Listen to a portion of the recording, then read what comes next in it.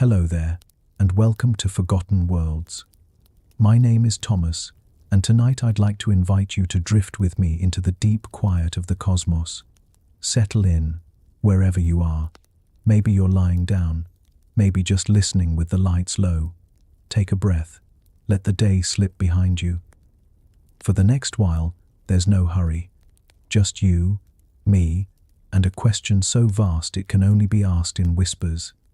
What if black holes aren't endings at all? What if, instead of devouring light and time, they open into something else, hidden worlds, new beginnings, even other universes? It sounds like the language of science fiction. Yet black holes are not inventions, they are real, predicted by Einstein's equations, confirmed by telescopes and gravitational waves. They hang in the dark as the strangest objects in existence. They bend space, slow time, and hide their hearts behind horizons no one can cross. And so, we wonder, are they prisons of light or portals of creation? Do they mark the ultimate boundary of reality or the doorway to countless others? This isn't a debate, not a lecture with tidy conclusions. It's an exploration, a slow walk through mystery. Together, we'll wander through physics and speculation, through history and imagination, through the silence of space itself. Before we can ask whether black holes are gateways, though, we have to begin more simply. We have to understand what they are, and that brings us to their nature, the strange, collapsing stars that first gave birth to these cosmic riddles. When a star lives out its life, it does so in silence, too vast for us to hear. For millions, sometimes billions of years, it burns with steady patience, fusing hydrogen into helium, helium into heavier elements, sending light across distances so great it may outlast civilizations. A star is balance incarnate, the outward push of nuclear fire holding back the inward weight of its own gravity. But nothing in the universe lasts forever, and when that balance falters, a story of collapse begins. Imagine, if you can, watching a star die, not from the safety of Earth's distance, but close, impossibly close, as if you could float just beyond its seething surface. For ages, its light has warmed nearby worlds, perhaps even seeded them with life, and then, in a span of time shorter than a heartbeat in cosmic terms, that fire runs out. The furnace in its core, once fierce enough to hold gravity at bay, sputters. It cools, it falters, and suddenly, gravity is no longer a partner in balance, it is the victor. The star's outer layers rush inward, collapsing toward the heart that can no longer support them. Some stars, smaller ones, end gently swelling into red giants, shedding layers into space, leaving behind a white dwarf, a faint ember glowing with the last of its heat. But the more massive stars do not go quietly. When their cores collapse, the violence is so extreme that matter itself is crushed into densities beyond imagination. The outer layers slam inward, then rebound in a titanic explosion we call a supernova. Light from such an event can outshine entire galaxies, reaching across millions of light years. But at the center of that explosion, something stranger is left behind. Not a star, not a planet, not even matter as we know it, a black hole. The phrase sounds simple, almost casual, a hole, as if it were no more remarkable than a pit in the ground. Yet a black hole is no ordinary absence. It is a place where the known laws of physics bend until they nearly snap. Imagine compressing a star larger than our sun into a space no wider than a city. Imagine squeezing the whole of Earth into something smaller than a marble. That is what collapse does. It creates an object so dense that its gravity becomes absolute. Nothing, not even light, can climb free. Physicists call the center of this collapse the singularity. It is a word that carries unease because it marks the place where mathematics breaks down. At the singularity, density is thought to become infinite, volume shrinks to nothing, and our equations, even Einstein's, so elegant in their reach, cannot describe what happens. It is as if nature has written a page we are not yet able to read. Surrounding that hidden center is the event horizon, the invisible boundary that defines the black hole. Cross that threshold, and there is no way back. Not for a spaceship, not for a photon of light, not for the most determined signal we might try to send. The horizon is not a wall in the ordinary sense. It has no surface, no texture you could touch. It is simply the point at which escape becomes impossible, where the pull of gravity exceeds every path outward. From the outside, this horizon looks like a sphere of perfect darkness, a shadow against the stars. It is here, in this tension between what we can describe and what we cannot, that black holes earn their paradoxical nature. They are predicted with precision, and yet they seem to contain impossibility. They are objects, and yet they are also boundaries. They end space, and yet they bend it in ways that suggest continuation. They destroy information, or perhaps they preserve it in ways we do not yet grasp. They are the riddle written into the structure of the cosmos itself. Einstein, when he first published the equations of general relativity in 1915, did not set out to describe black holes. His goal was to redefine gravity not as a force in the Newtonian sense, but as the bending of space-time itself. According to his vision, mass and energy tell space-time how to curve, and space-time tells matter how to move. Almost immediately, other physicists began to play with the equations, looking for extreme solutions. In 1916, Karl Schwarzschild, working from the trenches of World War I, discovered that Einstein's math implied the existence of a region where space-time curved so steeply that nothing could escape. At the time, this was dismissed as a curiosity, a mathematical trick, not a physical reality. Einstein himself doubted such objects could exist in the real universe.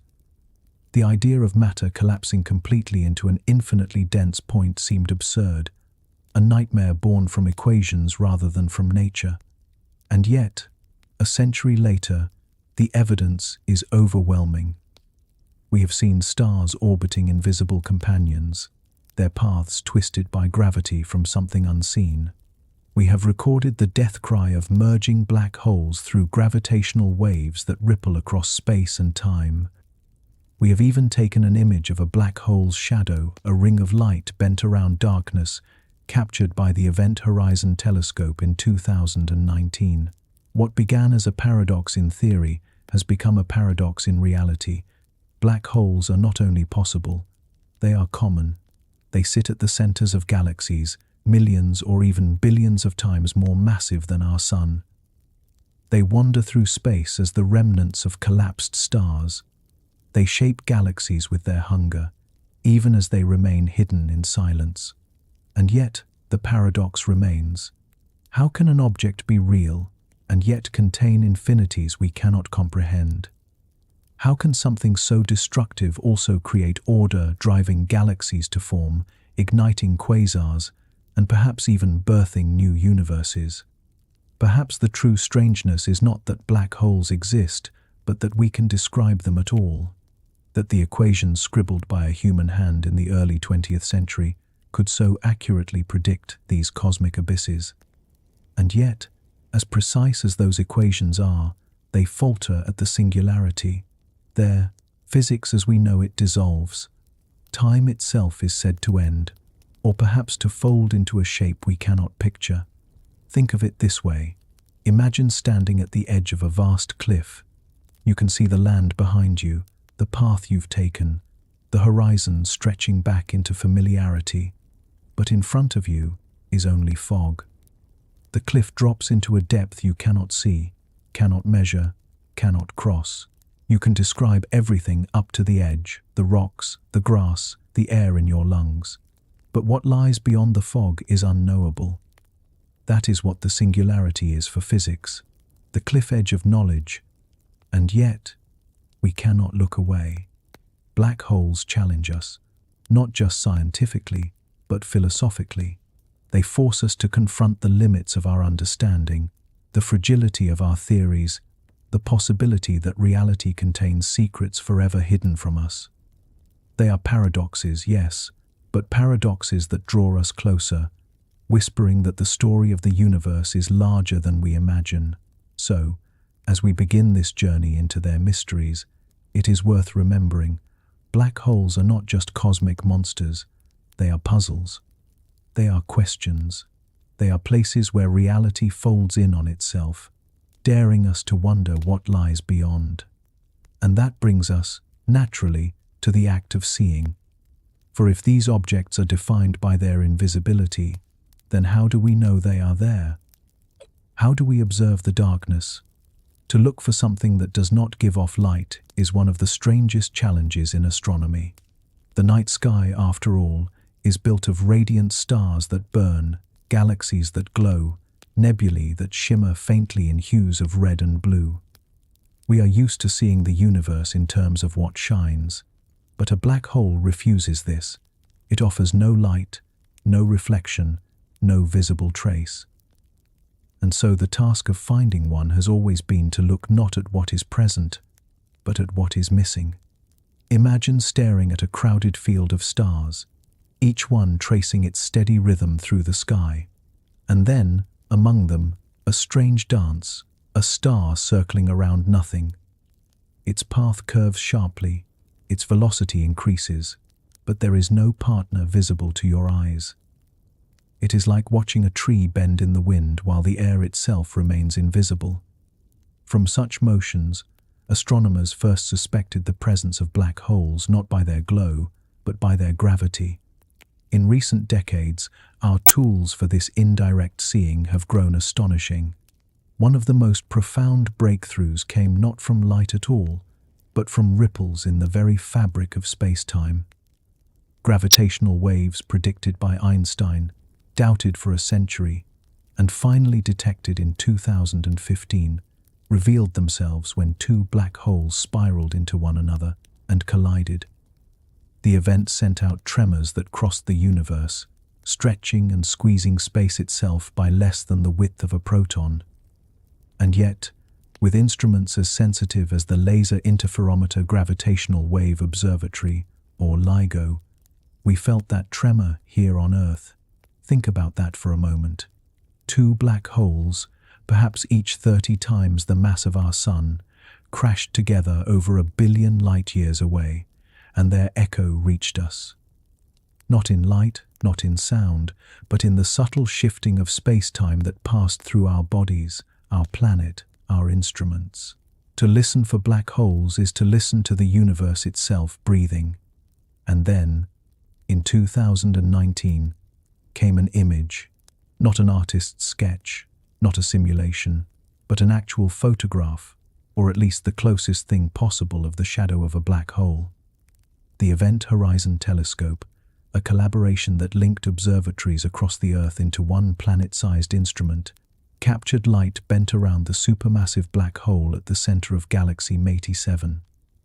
What it revealed was not the black hole itself, for that remains hidden, but a ring of fire encircling an absence. A glowing halo of matter heated to billions of degrees as it spirals toward the horizon, curving around darkness like a candle around a void. The picture, blurry and imperfect, nonetheless carried weight beyond measure. It was proof that the mathematics was not lying, that the paradox in the equations corresponded to something out there, enormous and real. The image gave humanity its first glimpse of the edge of the unknowable. And yet, for every piece of knowledge, the mystery only deepens.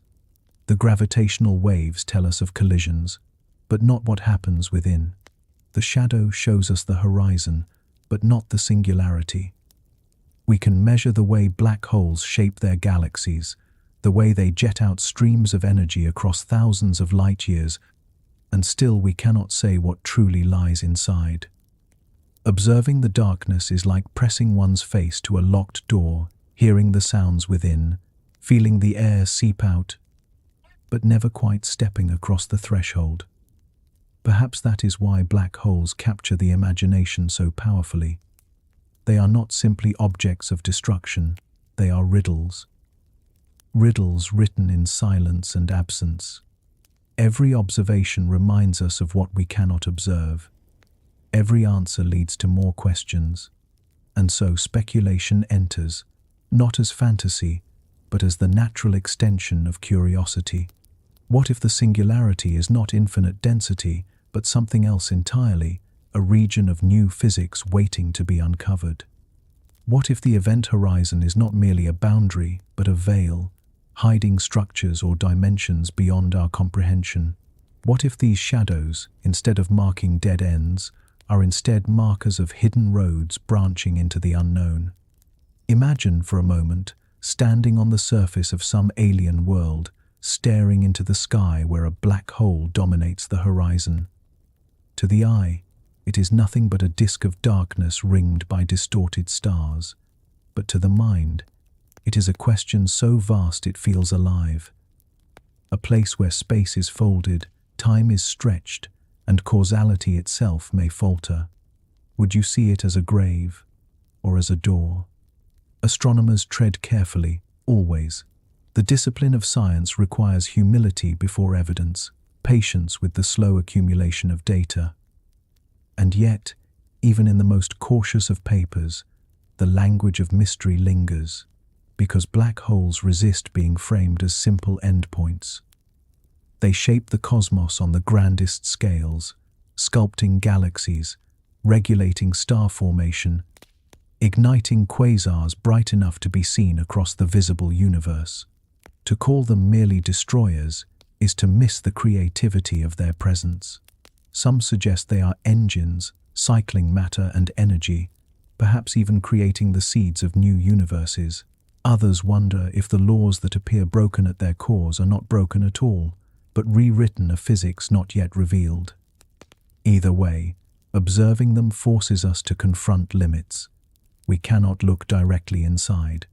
We cannot recover light that has crossed the horizon.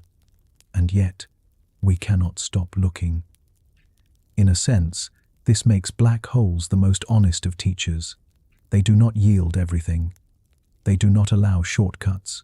They show us, with stark clarity, the boundaries of our vision, the edges of our knowledge.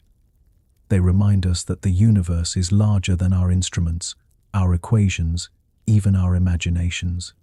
And so, as we press our faces to that locked door, hearing echoes from within, we are left with a question. Are black holes, cosmic graves, endings written in darkness? Or are they questions that contain their own answers, riddles that, if solved, might show us paths to realms beyond? Whatever the truth, one thing is certain. To observe a black hole is to observe not only the universe, but also ourselves. Our limits, our persistence, our endless desire to peer into the unknown. And with that, we arrive at the next puzzle. If observing the horizon leaves us with shadows and echoes, what do we make of the singularity itself? That hidden heart, where physics as we know it ceases to function. Is it truly there, waiting in its impossible infinity? Or is it a sign that reality contains something stranger still? At the heart of every black hole, hidden beneath the event horizon, lies the most unsettling idea in modern physics, the singularity. It is not a place we can see or measure directly. It exists only in equations, in the language of mathematics, yet the equations are insistent. They tell us that when a massive star collapses, the fabric of space-time does not stop compressing once the matter has shrunk past the horizon. It continues to fall inward, driven by gravity with no counterforce, until it reaches a point of infinite density and zero volume. Pause with that for a moment. Infinite density, zero volume. These are words that feel less like physics and more like poetry, or perhaps warning signs. They describe something that cannot exist in the world we know. Take the sun, with its mass of 2 octillion tons, and imagine compressing it into a point smaller than a grain of sand. Then keep compressing, past any imaginable limit, until mathematics tells you there is no size left at all. The mass is still there, the gravity still present, but the space it occupies has vanished. What is left? A number divided by zero. A hole in our understanding. To scientists, this is both thrilling and troubling. On one hand, singularities show us the extraordinary power of general relativity, Einstein's masterpiece. His equations did not simply predict curved orbits or time dilation near planets. They predicted that in the extreme, space-time itself could collapse into an impossibility. And those impossibilities, once dismissed as curiosities, have proven to shape the real universe. On the other hand, the presence of infinities in the math is a sign of breakdown. Physics, for all its elegance, is not supposed to give nonsense answers. An infinity in an equation is like a light flashing red, a signal that we have pushed the theory past its limits. You might picture it like this. Imagine following a map through a vast wilderness. For miles, the map is accurate. Every hill and river matches the symbols on the page. But then, at the deepest part of the forest, the map dissolves into scribbles and blank paper. The terrain is still there beneath your feet, but the chart has failed you. That is what the singularity is to relativity. It marks the place where the map runs out. Scientists wrestle with this deeply. If singularities exist, then our laws of nature cannot fully describe the cosmos. They hint that under the surface of reality, at scales smaller than atoms and energies greater than stars, there must be another layer of physics, one we do not yet possess. Some think quantum mechanics. The theory of the very small must eventually smooth away the infinities of relativity. Others suspect an entirely new framework is waiting, one that unifies gravity with the other forces of nature. But perhaps the singularity does not exist at all, not in the way the equations suggest. Perhaps it is not a point of infinite density, but rather a doorway into something else.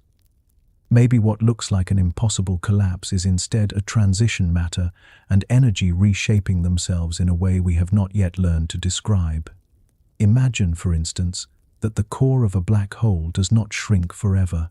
Perhaps, instead, space-time itself resists the compression at the last possible instant. It could bounce, like a spring coiled too tightly. In some theories, this rebound might create a new region of space, a bubble that pinches off from our own, expanding into its own universe. To us, it appears as collapse. From within, it is creation. Or imagine that the singularity is not a point, but a surface, a tiny sphere or ring, where gravity and quantum mechanics balance one another in strange harmony.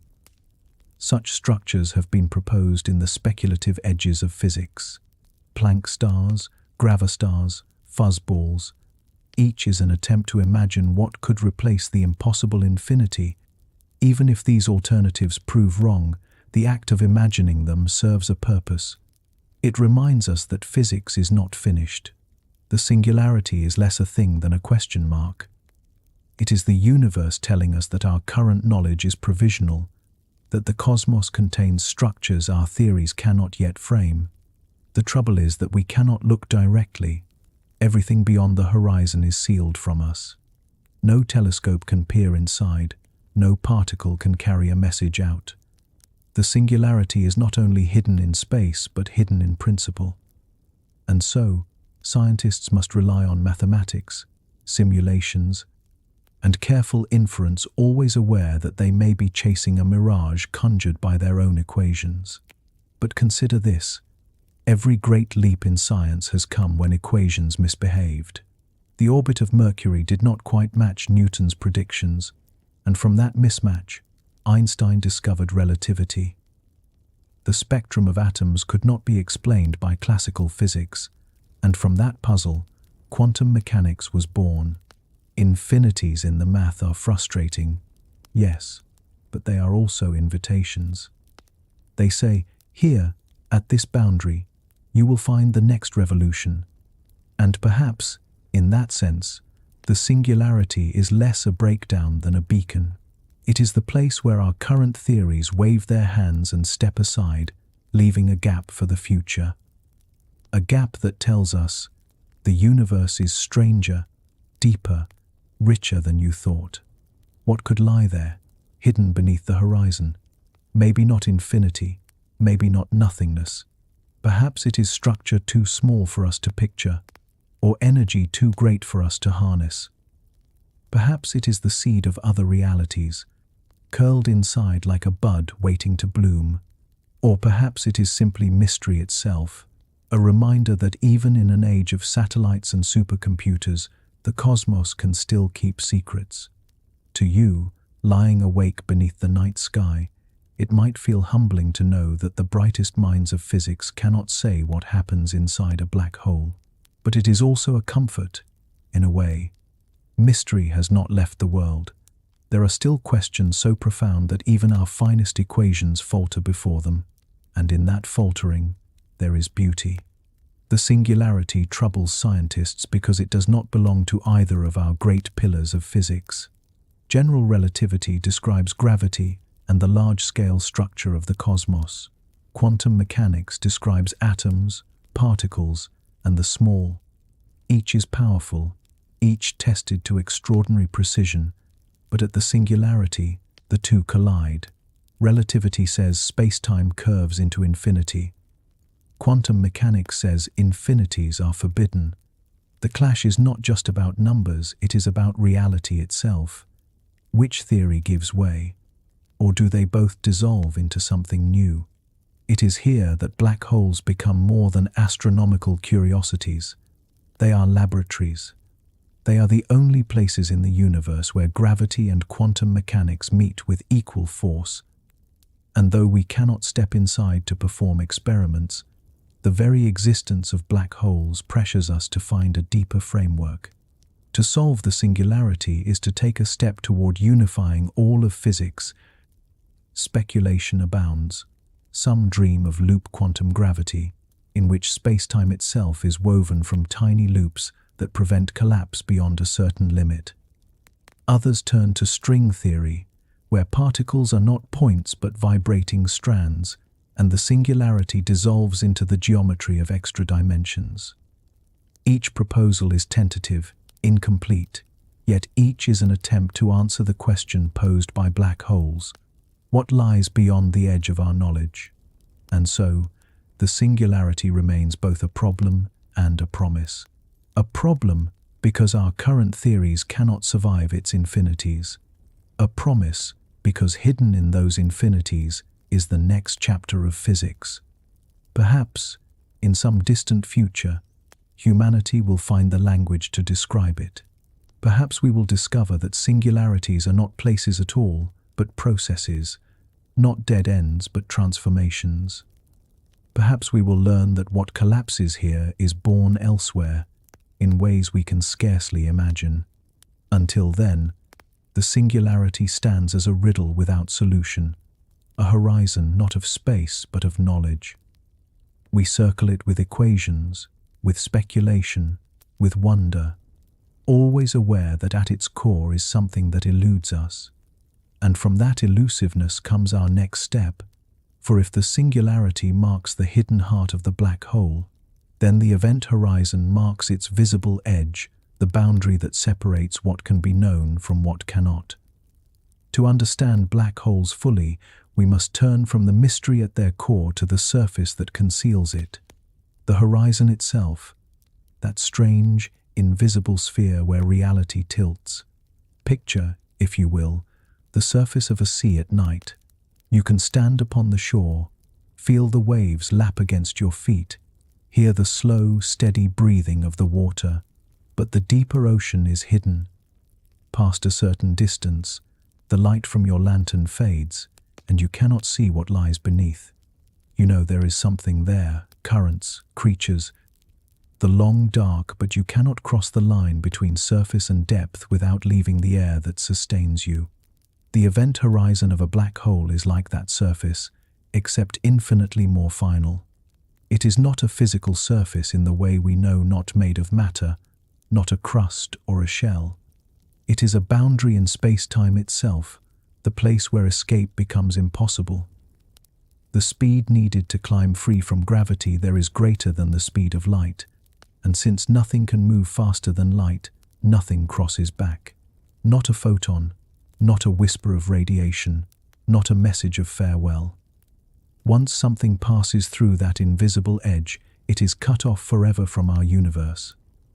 And yet, from the outside, the horizon is strangely serene. To an observer far away, matter falling toward a black hole never seems to cross the boundary. Time itself stretches and slows in the presence of such immense gravity.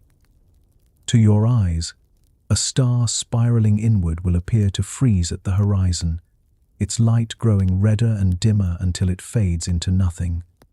The star has fallen in, yes, but from your vantage point, it never quite arrives. The horizon is an edge where reality behaves differently depending on where you stand. This leads us into one of the greatest riddles of modern physics, the information paradox.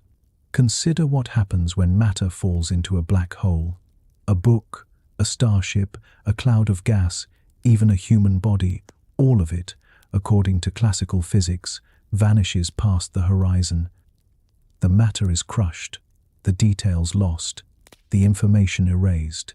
From the perspective of general relativity, black holes are perfect erasers, featureless objects defined only by three numbers: mass, charge, and spin. John Wheeler, a physicist with a gift for memorable phrases, summed it up by saying, "Black holes have no hair. Everything else, every trace of individuality, is stripped away." But quantum mechanics rebels against this picture. In the quantum world, information is never destroyed. It may be scrambled, hidden, transformed, but not erased. If you burn a book, its words vanish in the smoke and ash, but the information, the arrangement of molecules, the physical story of its pages is still, in principle, recoverable. For information to be lost absolutely, as in the case of a black hole, would violate the foundations of quantum theory. Stephen Hawking made this paradox famous in the 1970s when he showed that black holes are not truly black. Through subtle quantum effects at the horizon, they radiate energy, slowly evaporating over unimaginable timescales. This Hawking radiation carries energy away, but seemingly not information. If the black hole eventually evaporates to nothing, then the details of everything it swallowed would be gone forever. According to relativity, that is acceptable. According to quantum mechanics, it is impossible. The two great pillars of physics collide at the horizon. The debate that followed has raged for decades. Does information vanish into silence, breaking the laws of quantum mechanics? Or does it somehow survive, encoded at the horizon, waiting to be released in subtle ways we do not yet understand? Some suggest the horizon acts as a kind of cosmic hard drive, storing everything that falls in as a hologram across its surface. Others propose that Hawking radiation itself is not featureless, but carries faint imprints of the information outward. Still others imagine that new physics must intervene, rewriting the rules at the boundary. Think of it this way: the event horizon may not be a simple curtain of darkness. It may be a wall woven with patterns we cannot yet read. From afar, it looks uniform, a perfect sphere of shadow. But up close, at scales smaller than atoms, it may hold the entire history of everything that has crossed it. A perfect record hidden in the most inaccessible place imaginable. And perhaps, in a speculative sense, the horizon is not merely a wall but a doorway. If singularities are not truly points of destruction but processes of transformation, then the horizon may be the threshold that hides that passage. Like a gate built of silence, it conceals the moment when matter and information are rewritten into forms beyond our comprehension. To us, it looks like annihilation. To the universe, it may be migration. Imagine yourself standing at such a boundary. You hover in orbit, watching as light bends and twists, as stars distort around the dark sphere below you. From your perspective, nothing ever crosses fully.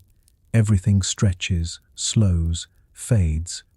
The horizon is not just a place in space, but a distortion of time itself. If you were to fall, you would pass through without noticing the exact moment, but to the outside universe, your fall would take eternity. The same event, seen from two perspectives, becomes two different realities. Perhaps this duality hints at the deeper truth of horizons. They are places where perception splits, where multiple versions of reality coexist. Scientists often compare the event horizon to the edge of a map. On one side, the land is charted, the roads familiar. On the other side, the paper is blank. But unlike a simple map, the horizon is not just a boundary of knowledge, it is the boundary of experience. Once across, you cannot return to tell what lies beyond. The stories stop at the edge, and yet, horizons have always fascinated us. On Earth, we walk toward them knowing they retreat as we approach. They are limits that beckon, lines that define our view while inviting us to wonder what lies past them. Perhaps the event horizon of a black hole is the ultimate version of this, the horizon that does not retreat, the horizon that holds its secrets forever. There is a poetry in that, a cosmic riddle written not in words but in silence, a boundary that conceals as much as it reveals, daring us to speculate. Maybe, just maybe, horizons are not ends at all. Maybe they are veils, drawn between one reality and another. Walls that are not walls, but thresholds.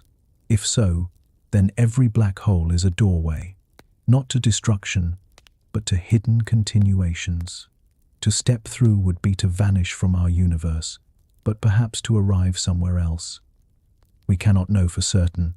The event horizon keeps its counsel, but even the act of imagining transforms our perspective. It reminds us that boundaries are not always final. Sometimes they are beginnings. And with this thought, our attention turns naturally to the bridges that theory suggests might exist.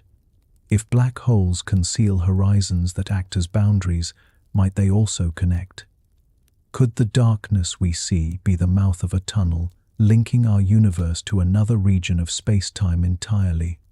In the 1930s, just 2 decades after Einstein had unveiled his general theory of relativity, the equations were still being explored like a vast new landscape.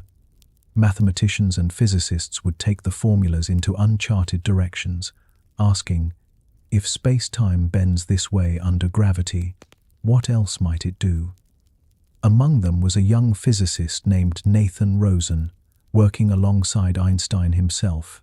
Together, they discovered something extraordinary hidden in the math, a kind of bridge connecting 2 regions of space-time.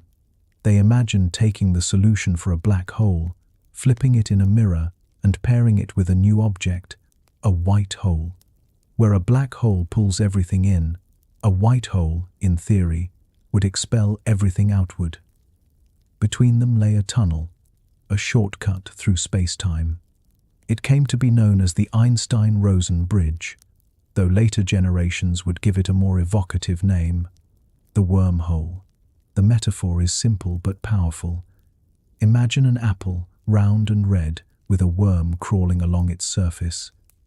To get from one side to the other, the worm must travel the long way around. But if it burrows straight through, carving a hidden passage, it arrives more quickly.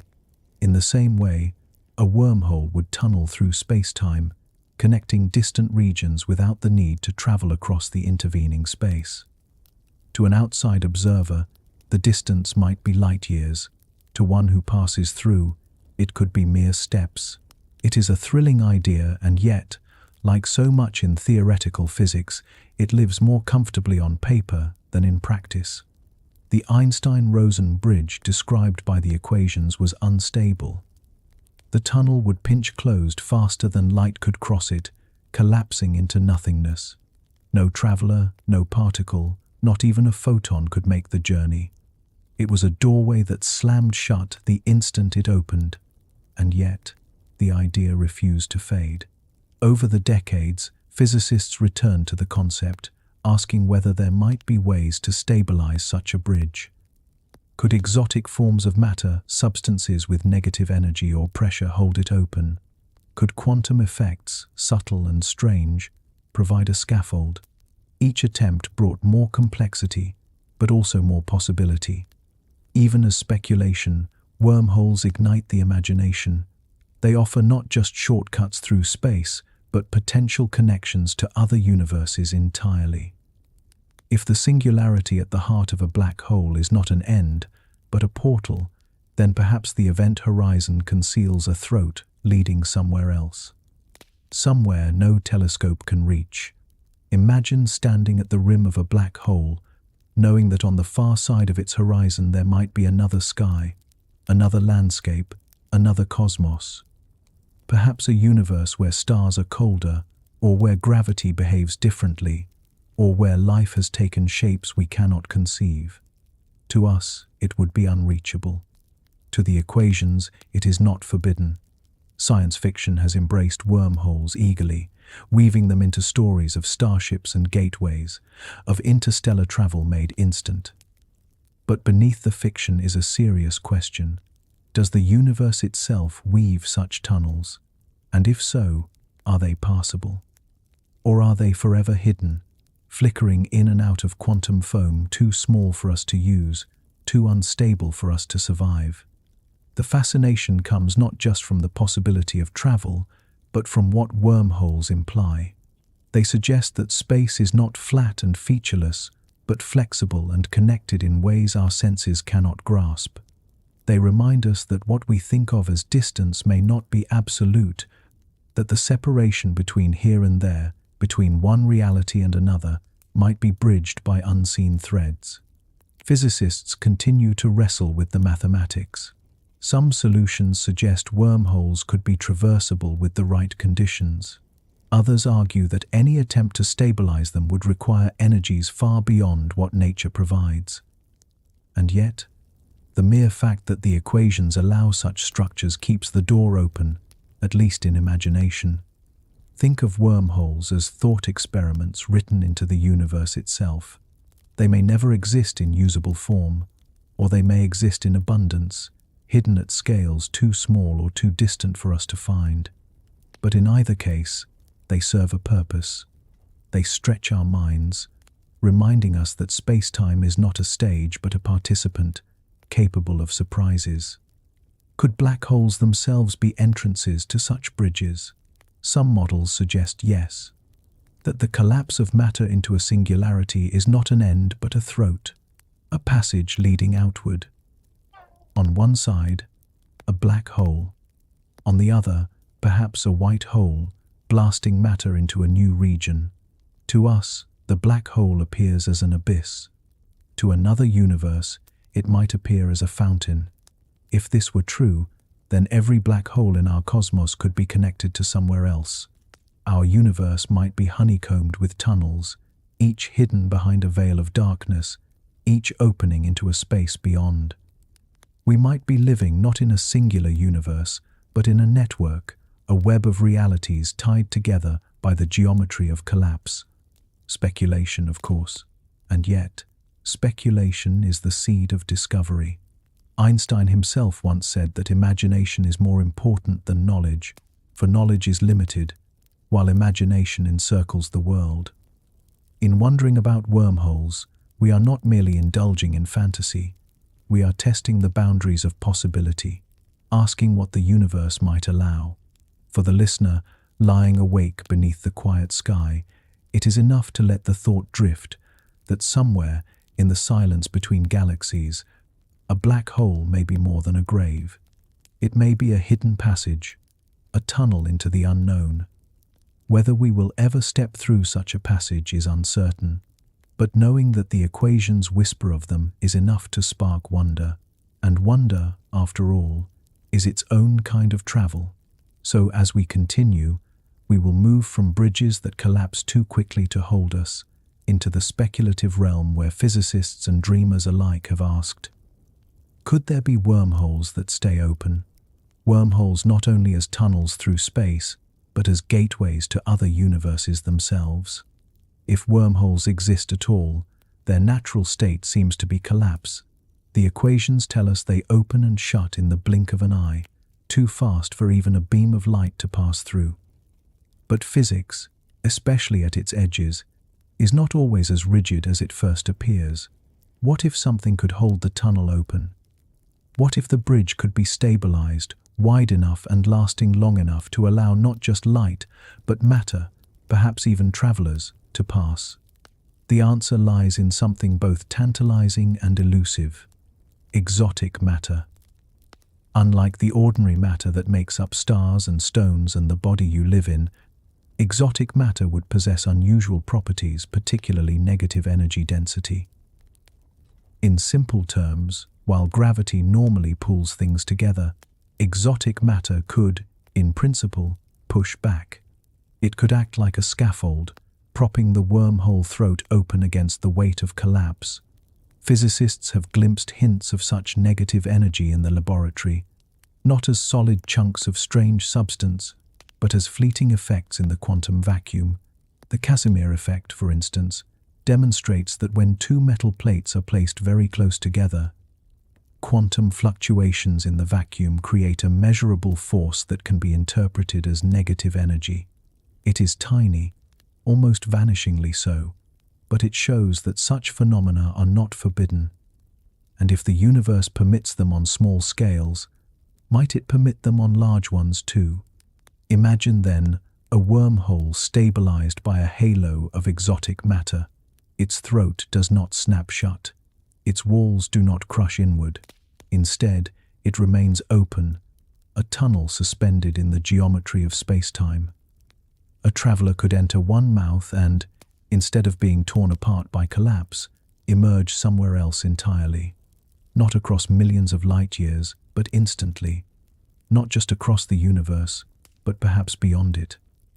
To the mind of a scientist, such speculation is fragile, resting on possibilities not yet proven.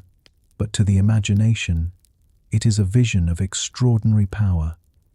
Picture humanity building ships not to cross interstellar space slowly over centuries, but to slip through wormholes, stepping from one world to another as easily as crossing a threshold.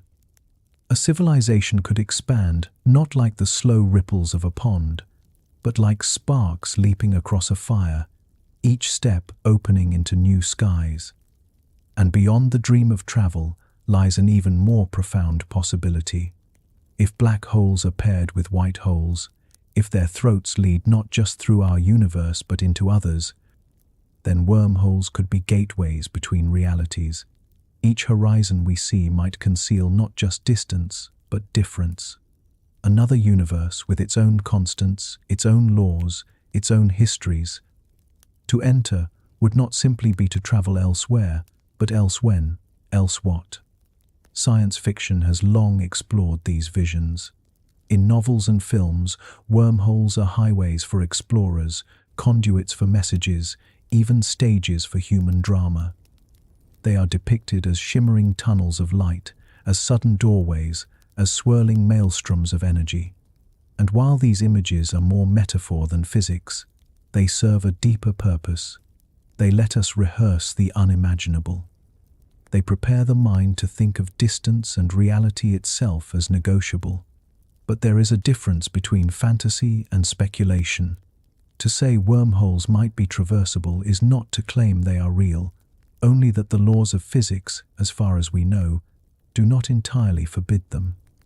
They are perched at the edge of possibility, balanced between equations that allow them and practicalities that resist them. We have no proof, no evidence, not even a consistent theory to support them. Yet their very plausibility is enough to stir curiosity. Perhaps this is their true role for us now, not as actual tunnels we can step through, but as reminders that the universe is stranger than it looks.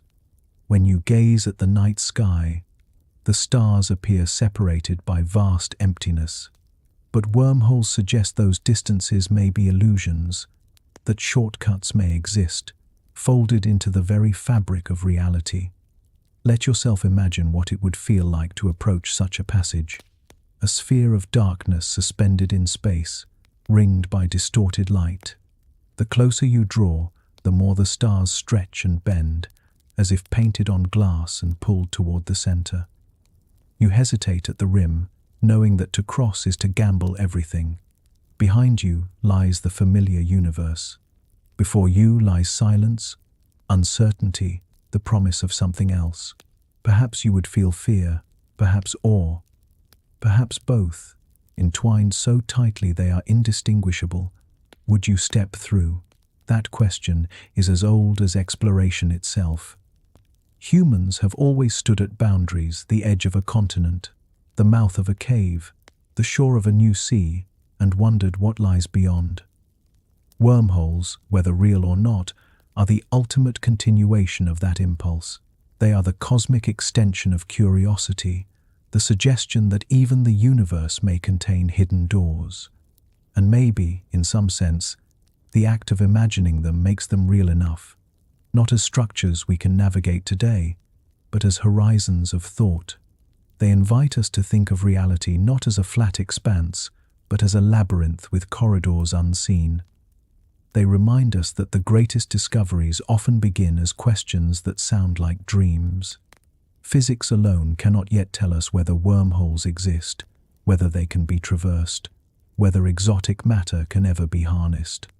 But in the quiet hours, as you drift in thought, you can hold the image, a tunnel through space-time, a gateway not only to other stars but to other universes, a passage not of destruction, but of connection.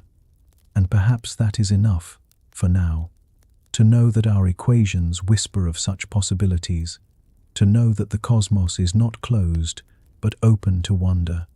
As we follow that whisper, we come to another idea, one just as daring, just as haunting. If black holes can serve as bridges or gateways, then might they also be seeds? Seeds not of destruction, but of creation, birthing not just connections, but entire universes of their own. There is a paradox in the very idea of a black hole. From one perspective, it is the ultimate symbol of destruction, the end of stars, the devourer of light, the place where time and matter vanish into silence. And yet, some scientists have suggested that hidden within that silence may lie the opposite of destruction, creation on the grandest scale imaginable. The hypothesis is bold, almost mythic in its suggestion. What if every black hole births a new universe? The thought first emerged in the late 20th century as physicists wrestled with the strange behavior of singularities. If the collapse of matter truly compresses space-time to a point, then perhaps that point is not a termination, but a seed. From our side, we see only collapse. But from the other side, it might appear as expansion, a big bang in miniature, giving rise to an entirely new cosmos. In this view, our own universe could be the child of a black hole in some parent universe. What we call the Big Bang, the great eruption that began everything we know, may have been the birth of a daughter universe inside a collapsing star beyond our horizon. Our universe, then, would not be alone. It would be one sprout among countless others, each black hole in every universe budding off a new reality, a new space-time, with its own laws, constants, and histories. The physicist Lee Smolin gave this idea a name: cosmological natural selection. He proposed that universes might reproduce through black holes, much as living organisms reproduce through offspring. Each new universe, born from the collapse of a black hole, would carry slightly different physical constants: the strength of gravity, the charge of the electron, the ratio of matter to radiation. Some of these variations would produce universes where stars could not form, where chemistry never takes hold, where the cosmos collapses back into silence. But others, by chance, would give rise to fertile realities, universes where black holes are common, where galaxies grow and stars die in abundance, creating the conditions for further cosmic reproduction. In this way, universes would evolve, not through survival of the fittest individuals, but through survival of the most fertile cosmologies. Ours, perhaps, is one of these. A universe with just the right balance of constants to give rise to stars, galaxies, black holes, and therefore to its own progeny. It is a dizzying thought. Evolution not only within life, but within reality itself. A great branching tree of universes, each sprouting from the collapse of stars, each carrying its own subtle mutations. And we, small creatures on a small world, might be living inside one branch of that tree. Imagine for a moment what this would mean. The black holes scattered across our night sky would not be graves, but wombs. Each one an unopened bud, swelling with potential. Each one a hidden cosmos, unfolding silently beyond our reach. We look up at the stars and wonder whether life exists elsewhere. But in this vision, the deeper question is whether life exists elsewhere in other universes, born from the same dark seeds that litter our own. Of course, the evidence is indirect. We cannot see beyond the horizon of a black hole to confirm whether another universe lies within. We cannot measure the constants of daughter realities or peer into the branching tree of existence. But the very fact that our universe seems tuned for complexity, that stars and galaxies exist at all, invites speculation. Perhaps the tuning is not coincidence. Perhaps it is inheritance. Smolin's idea remains controversial, as all radical ideas do. Some dismiss it as untestable, more philosophy than physics. Others see in it a tantalizing bridge between cosmology and biology, a reminder that patterns of growth and reproduction may extend far beyond the realm of life. What cannot be denied is the elegance of the thought, that universes may be linked not just by abstract math, but by descent, by genealogy, by a hidden lineage written in collapse and creation. And what of our place in this lineage? If our universe is the child of another, then we are grandchildren of collapse. The atoms in your body, the air you breathe, the light you see, all of it may trace its origin not only to the Big Bang, but to the death of a star in some other universe long ago. The story of existence would then be larger than any single cosmos. It would be a family saga, unfolding across realities, with each black hole a chapter, each universe a generation. There is a kind of poetry in this, a cycle of death and rebirth that mirrors the cycles we see in nature: stars forming, burning and dying, seeds falling to the earth to grow into new trees, lives ending to make way for new beginnings. The cosmos, in this vision, is not a static machine but a living system, one that reproduces, evolves and transforms.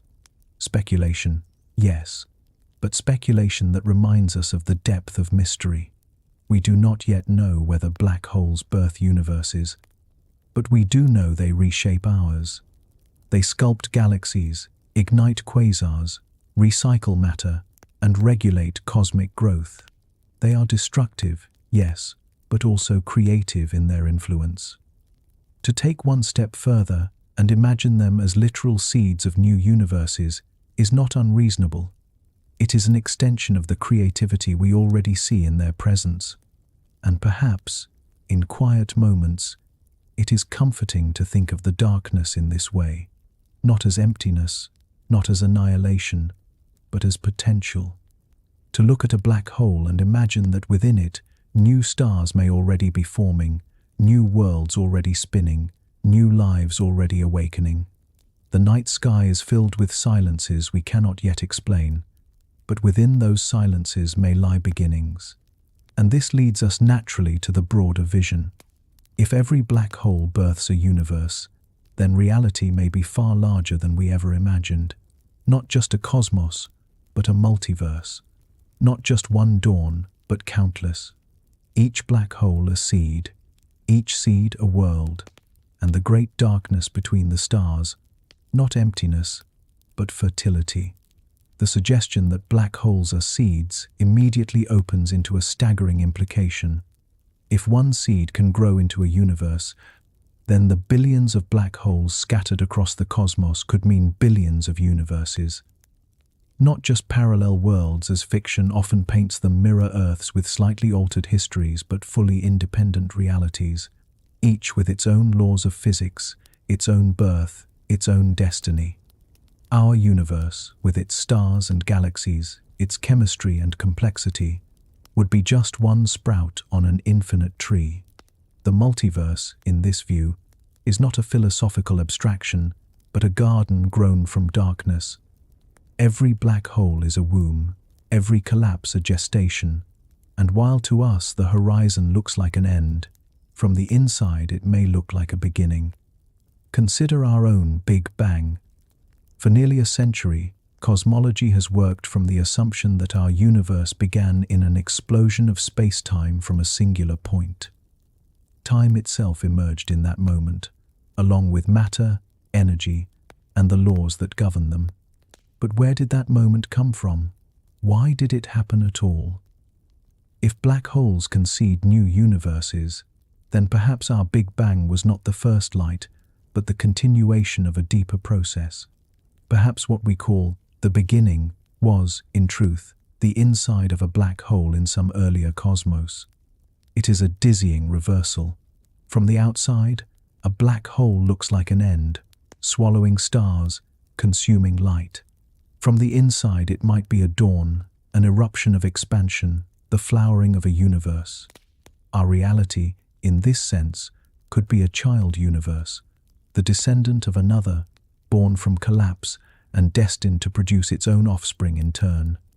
This picture transforms the nature of existence itself.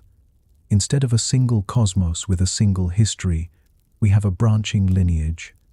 Universes beget universes, perhaps endlessly, in a process as natural as reproduction in life.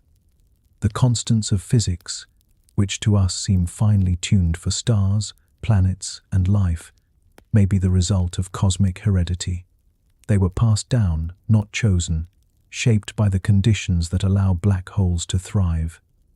Universes that cannot produce black holes leave no descendants. Universes that do are fertile, seeding countless children. This idea does not diminish our own universe. It enriches it. To think that the stars overhead are not only guardians of galaxies but midwives of other realities is to see the night sky in a new way. Every pinprick of light becomes more than a star. It becomes a hint of branching worlds beyond our own. And yet, the multiverse, if it exists, is hidden from us. By definition, we cannot look beyond our own horizon. We cannot peer into the child universes seeded by black holes, nor gaze backward into the parent universe that may have birthed us. We can only infer, speculate, imagine, but in that act of imagination, we discover a strange kind of comfort. If the universe is not alone, then neither are we. Our cosmos is not a solitary bubble adrift in nothingness, but part of a vast family, a web of realities stretching beyond comprehension. Speculative physics paints different pictures of how such universes might differ. In one, the constants of nature vary slightly, gravity a little stronger, electromagnetism a little weaker. In another, the differences are radical, more dimensions of space, unfamiliar forces, exotic forms of matter. Some universes may collapse quickly, too unstable to grow. Others may blossom into realities even more fertile than ours, filled with stars and galaxies, perhaps even with forms of life. Imagine a cosmos where stars burn twice as long, where life has twice the time to flourish. Imagine a universe where chemistry is stranger, where life emerges not from carbon but from something else entirely. Or imagine one where gravity is so strong that stars collapse almost instantly, filling the cosmos with black holes, each spawning yet another generation of realities. An endless proliferation, a fractal of worlds within worlds. The poetic image is irresistible. Black holes as wombs, the dark centers of galaxies as nurseries of new universes. Instead of silent graves, they are cosmic cradles. Instead of endings, they are beginnings multiplied. The darkness is not death, but fertility. And there is something deeply human in that vision. For as long as we have looked at the world, we have seen cycles, death leading to birth, endings woven into beginnings. The tree that falls rots into soil, nourishing new growth. The star that dies spreads heavy elements that seed planets and life. To imagine black holes as wombs of universes is to extend this cycle to the deepest level of reality. It is to say that even the greatest darkness conceals creation. But this vision also humbles us. If universes are born endlessly, then our own is not the pinnacle of creation. It is one among many, a temporary flowering in a garden beyond measure.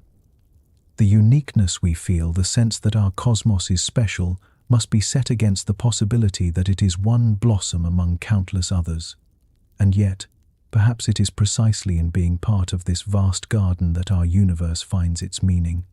Speculation of this kind cannot be tested easily. We cannot step outside our universe to look into another. But mathematics allows us to sketch the outlines of possibility, and philosophy invites us to consider what it would mean.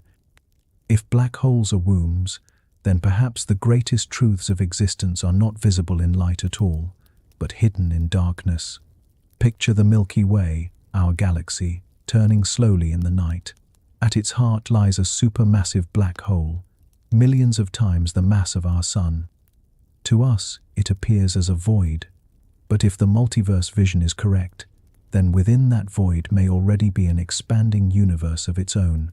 Stars igniting, galaxies forming, perhaps even life stirring. All of it hidden, all of it sealed beyond our horizon, and yet connected by lineage to the very galaxy we inhabit. The thought bends the mind, and yet it also feels strangely natural, for the universe has always been more than it first appears. Each discovery has revealed deeper layers, greater scales, hidden processes. To imagine black holes as cosmic wombs is not to abandon science, but to extend it into the realm where knowledge meets wonder. And perhaps that is where it belongs, at the intersection of what we can measure and what we can dream. The multiverse, grown from darkness, may remain forever beyond proof, but even the act of considering it reshapes our sense of reality. It reminds us that the cosmos is not a closed book, but a story still being written. A story not of one universe, but of many. A story in which every collapse is also a creation. And so, we continue onward, following the threads of speculation into deeper questions. If black holes can birth universes, then what happens to the information they swallow? Is it lost, destroyed, or somehow preserved? Could the secrets of one universe be carried into the next, encoded at the horizon and reborn in a new dawn? The question of information is one of the strangest puzzles ever posed by physics. For centuries, scientists have believed that the universe plays by a consistent rule: information cannot be destroyed, matter can change form. Energy can shift from one shape to another, but the fundamental details, the quantum blueprint of how particles are arranged, how they move, how they interact, is always preserved. Even if you burn a piece of paper, reducing it to ash and smoke, the information is not gone. It is simply redistributed into the molecules of gas and fragments of carbon, still encoded in the dance of atoms. Black holes challenge that rule. Imagine dropping something, a book, a planet, an entire star into the abyss. From the outside, everything about it vanishes. The details of its structure, the arrangement of its particles, the knowledge it carried. Even the radiation it emitted, all swallowed past the event horizon. To a distant observer, the black hole looks the same no matter what fell in. It grows heavier, it spins, it may carry charge, but the unique details are gone. A star and a library would produce the same result: a slightly larger, slightly different black hole. Stephen Hawking made this riddle famous in the 1970s when he discovered something remarkable. Using quantum mechanics at the edge of a black hole, he showed that black holes are not perfectly black. They emit radiation, a faint glow now known as Hawking radiation. This emission arises because the vacuum of space is never truly empty. Quantum fluctuations produce pairs of particles and antiparticles that flicker into existence and annihilate each other. Near the event horizon, one of these particles can fall in while the other escapes, leaving behind a small loss of energy. Over unimaginable timescales, the black hole slowly evaporates.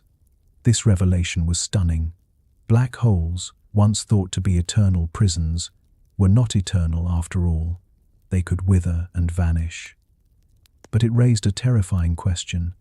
If the black hole eventually disappears into radiation, where does the information go? The Hawking radiation carries energy, yes, but it appears featureless, a random hiss of particles with no imprint of what was lost. If that is true, then the information is destroyed forever.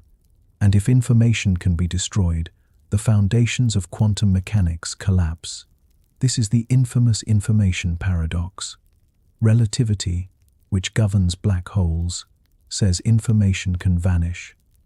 Quantum mechanics, which governs particles, says it cannot. Both theories are extraordinarily successful, tested to exquisite precision. And yet, in the heart of a black hole, they collide. For decades, physicists have struggled with this paradox. Entire conferences have been dedicated to it, arguments waged in journals and hallways. Hawking himself once bet against information being preserved, only to later concede that it must be, though exactly how remains unknown. The paradox is not just an academic problem. It points to a missing piece in our understanding of reality, a bridge between relativity and quantum mechanics that has yet to be built. One possibility is that the information is somehow encoded at the event horizon itself. This is the holographic principle, an idea inspired by string theory. It suggests that the entire interior of a black hole could be described by information inscribed on its surface like a two-dimensional hologram encoding a three-dimensional image. From this perspective, nothing is truly lost. It is simply stored in ways we cannot yet access. Another possibility is that Hawking radiation is not truly featureless. Perhaps the subtle correlations between particles do carry imprints of the original information. If so, then the evaporation of a black hole would slowly release the data, scattered across the cosmos in whispers too faint for us to detect. Over trillions of years, the story of what fell in would be retold, particle by particle, hidden in the radiation. And then there is the more daring speculation that the information does not stay in this universe at all. Perhaps when matter collapses into a black hole, its information is carried across the horizon into the seed of a new universe. In this vision, information is not destroyed but reborn. The patterns of stars and matter that fall in here could reappear elsewhere, encoded in the initial conditions of a child cosmos. Our own universe, then, may carry the genetic memory of its parent, written in the fine-tuning of its laws and constants. Think of it as cosmic heredity. Just as your DNA carries the information of your ancestors, passed down through countless generations, so too might universes carry the imprints of those that came before. The information is not lost, it is transformed, woven into the fabric of new realities. These are speculations, yes, but they serve a deeper purpose. They remind us that the information paradox is not a trivial puzzle. It is a signpost pointing toward the unknown, a riddle that insists our current physics is incomplete. Whether the answer lies in holography, in subtle radiation, or in the branching of universes, it will reshape our understanding of reality. Imagine for a moment what it would mean if information from our universe could appear in another. Perhaps the constants of physics we measure, the speed of light, the strength of gravity, the charge of the electron, are not arbitrary. Perhaps they are echoes of a deeper lineage, inherited from a parent cosmos. Perhaps the structure of galaxies, the chemistry of life, even the flow of time itself, carries the memory of something that came before. It is a humbling, even haunting, possibility. It suggests that we are part of a story larger than our universe, a story of continuity across horizons, and it transforms black holes from devourers of knowledge into carriers of legacy. They are not erasers, but scribes, writing information into forms we cannot yet read. To you, lying in the quiet of night, this puzzle may feel remote, but it touches something close to the heart, for at its core, the question of information is the question of memory. Does the universe remember? Does it preserve the story of what has been, or does it let it dissolve into silence? If black holes can truly destroy information, then the cosmos forgets. But if they preserve it encoded at the horizon, scattered in radiation, or reborn in new universes, then nothing is ever truly lost. Every star, every life, every whisper of existence leaves an imprint. And perhaps that is the deepest comfort of all, that the universe keeps its secrets, yes, but never forgets them. That hidden in darkness is not oblivion, but memory waiting to be understood. As we follow this thread, we are led into the strange domain of quantum theories, attempts to unify the laws of the large and the small, to reconcile relativity with quantum mechanics. These theories offer new visions of black holes, not as dead ends but as passages, not as prisons but as processes. They hint that collapse may not be final at all, but may instead lead to new beginnings through the fabric of quantum reality. The clash between relativity and quantum mechanics is nowhere sharper than inside a black hole. Relativity paints a universe of smooth curves, where space-time bends gracefully under mass and energy, eventually collapsing into a singularity. Quantum mechanics, by contrast, insists that nothing is infinitely smooth. On the smallest scales, reality flickers and jitters. Space is not a continuous sheet, but a restless fabric, woven from uncertainty. At the heart of a black hole, these two visions collide, and neither emerges unscathed. To reconcile them, physicists have turned to quantum gravity, the attempt to describe space-time itself in quantum terms. One such approach is called loop quantum gravity. Instead of treating space as a continuum, it imagines that space-time is built from tiny, discrete loops, like threads in a cosmic weave. These loops cannot be divided further. They represent the minimum units of area and volume, the fundamental grains of reality. When applied to black holes, loop quantum gravity produces a startling result. The collapse does not continue indefinitely. Instead, when the density reaches the quantum limit, the loops resist further compression. Gravity, in this view, is not an unstoppable force plunging matter into nothingness, but a process that rebounds.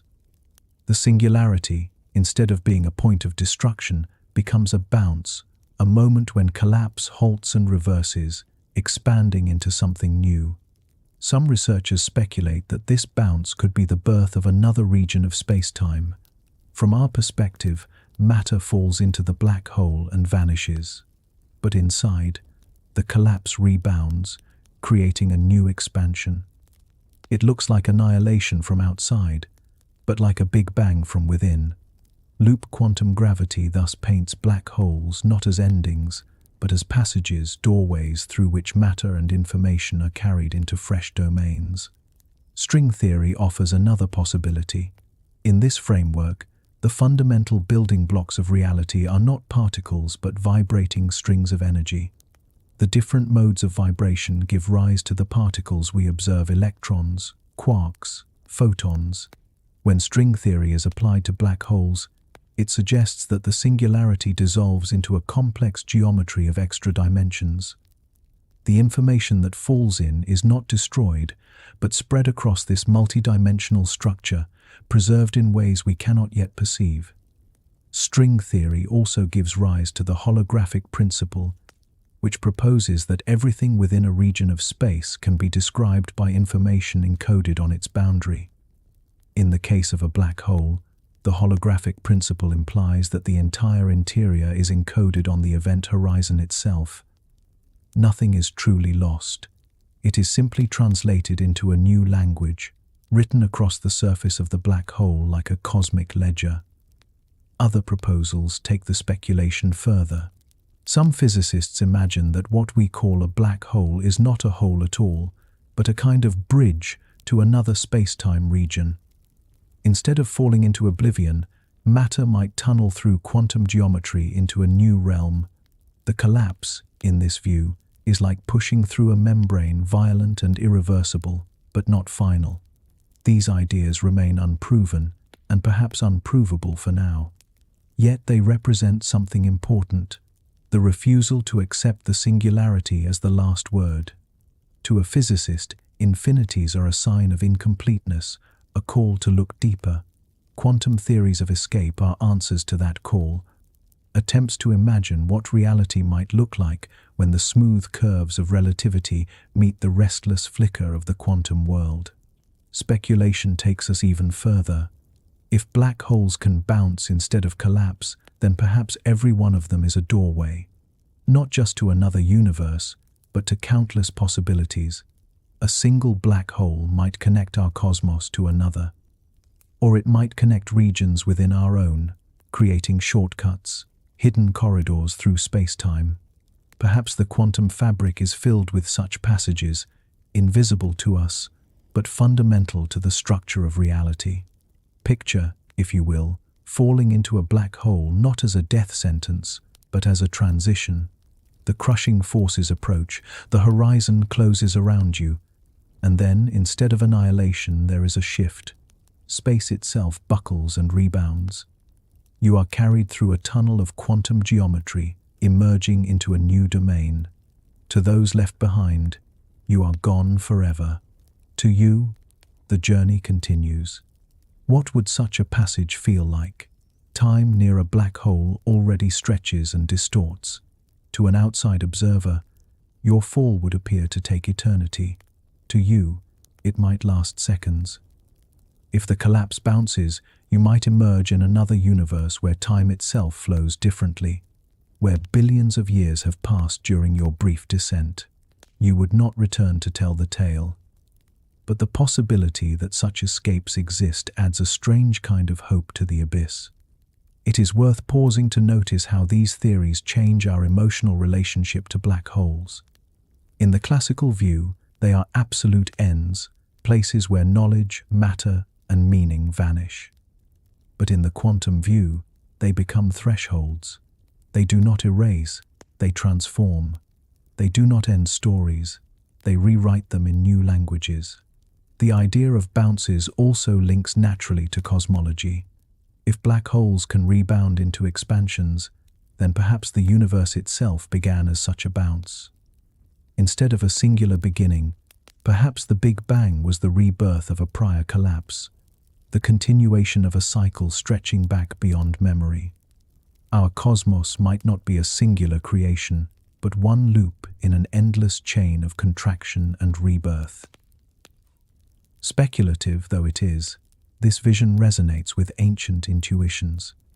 Many myths describe the universe as cyclical worlds dying and being reborn, ages collapsing and giving rise to new ages.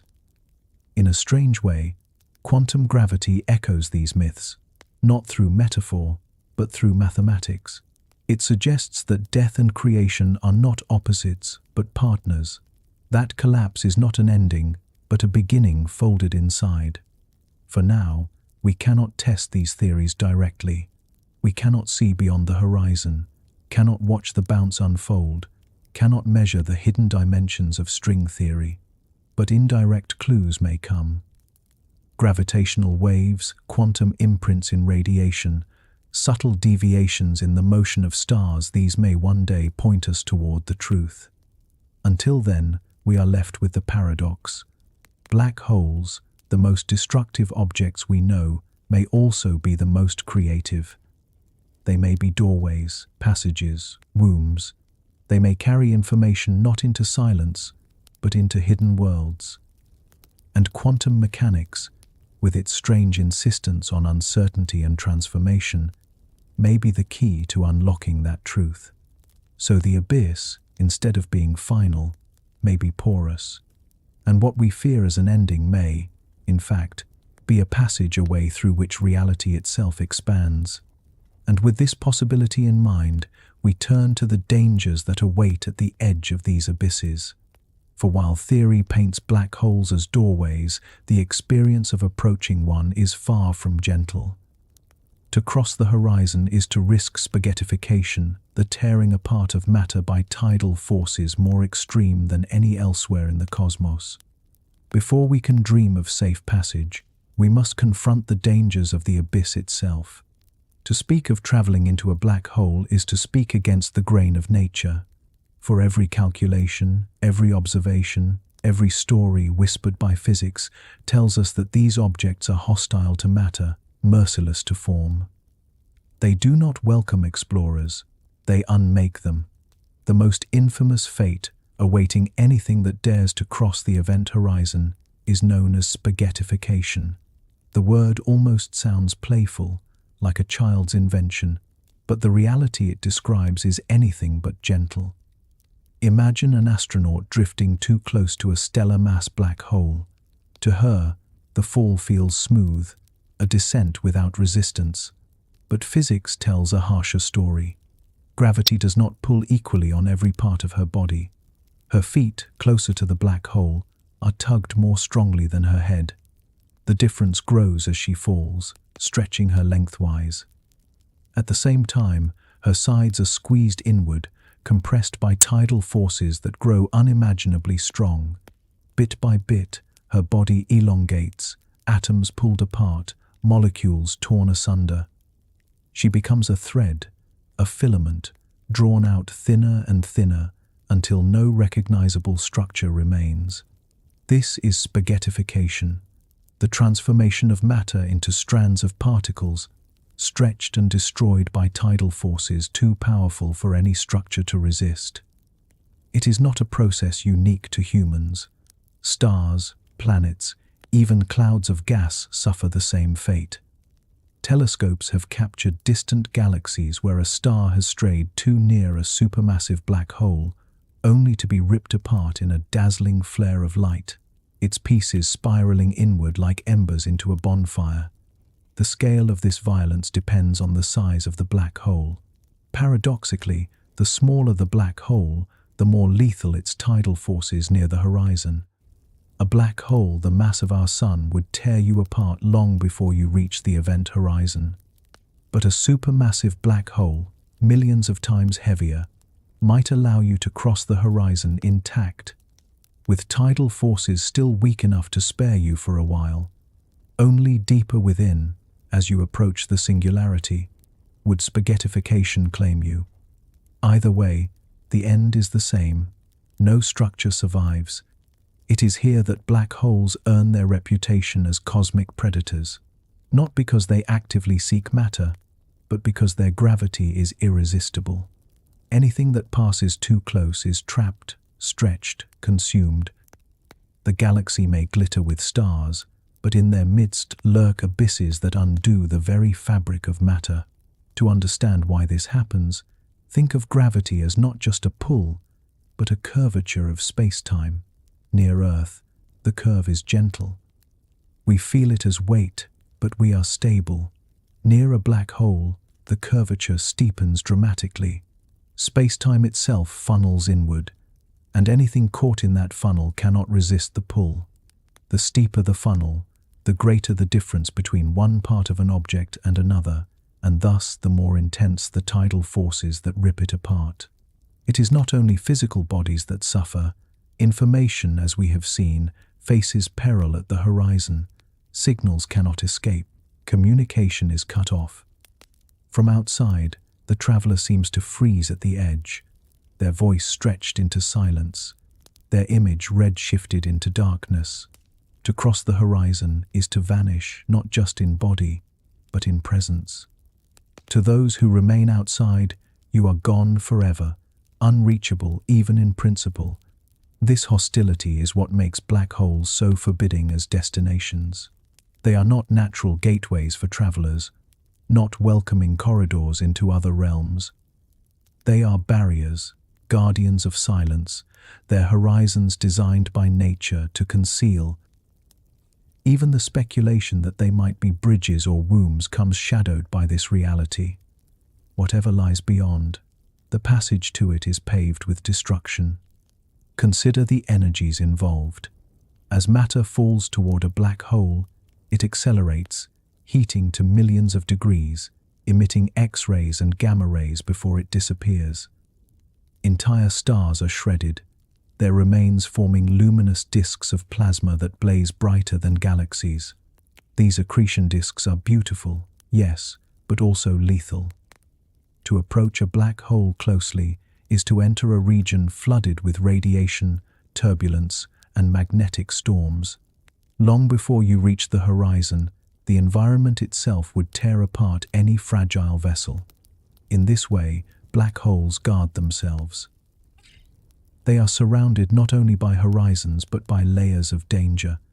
Radiation, tidal forces, gravitational extremes. Every defense conspires against survival. For us, fragile beings evolved on a gentle planet, the black hole is as alien an environment as can be imagined, a place designed by nature to deny entry, and yet we cannot help but be fascinated. There is something irresistible about the abyss. Perhaps it is the contrast. The stars offer warmth, light, life, but the black holes offer mystery. They are not hospitable, but they are compelling. They draw our eyes as much as they draw matter, symbols of both fear and curiosity. Speculation about safe passage, about wormholes and rebirths, must always contend with this hostility. The equations may whisper of tunnels and escapes, but the reality reminds us of tearing, radiation, silence. If black holes are gateways, they are gateways heavily guarded, demanding a toll that no known traveler can pay. And perhaps that is their role, to remind us that not all mysteries can be entered. Some can only be observed from afar, imagined in thought, respected in awe. The abyss is not gentle, and its dangers are not illusions. They are woven into the structure of space-time itself. Yet even as we acknowledge the hostility of black holes, we also hold to curiosity. For history shows that humanity is drawn to danger, not away from it. Mountains too high to climb, seas too stormy to cross, skies too vast to fly, each has eventually been challenged. Black holes, for all their peril, may one day be approached in ways we cannot yet conceive. But before such dreams, we must be honest about the abyss. It is not kind, it does not forgive. To cross it is to risk annihilation in every sense.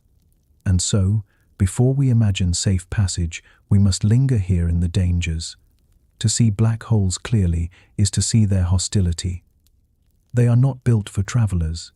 They are engines of destruction, sculptors of galaxies, guardians of secrets. They remind us that the universe is not designed for our comfort.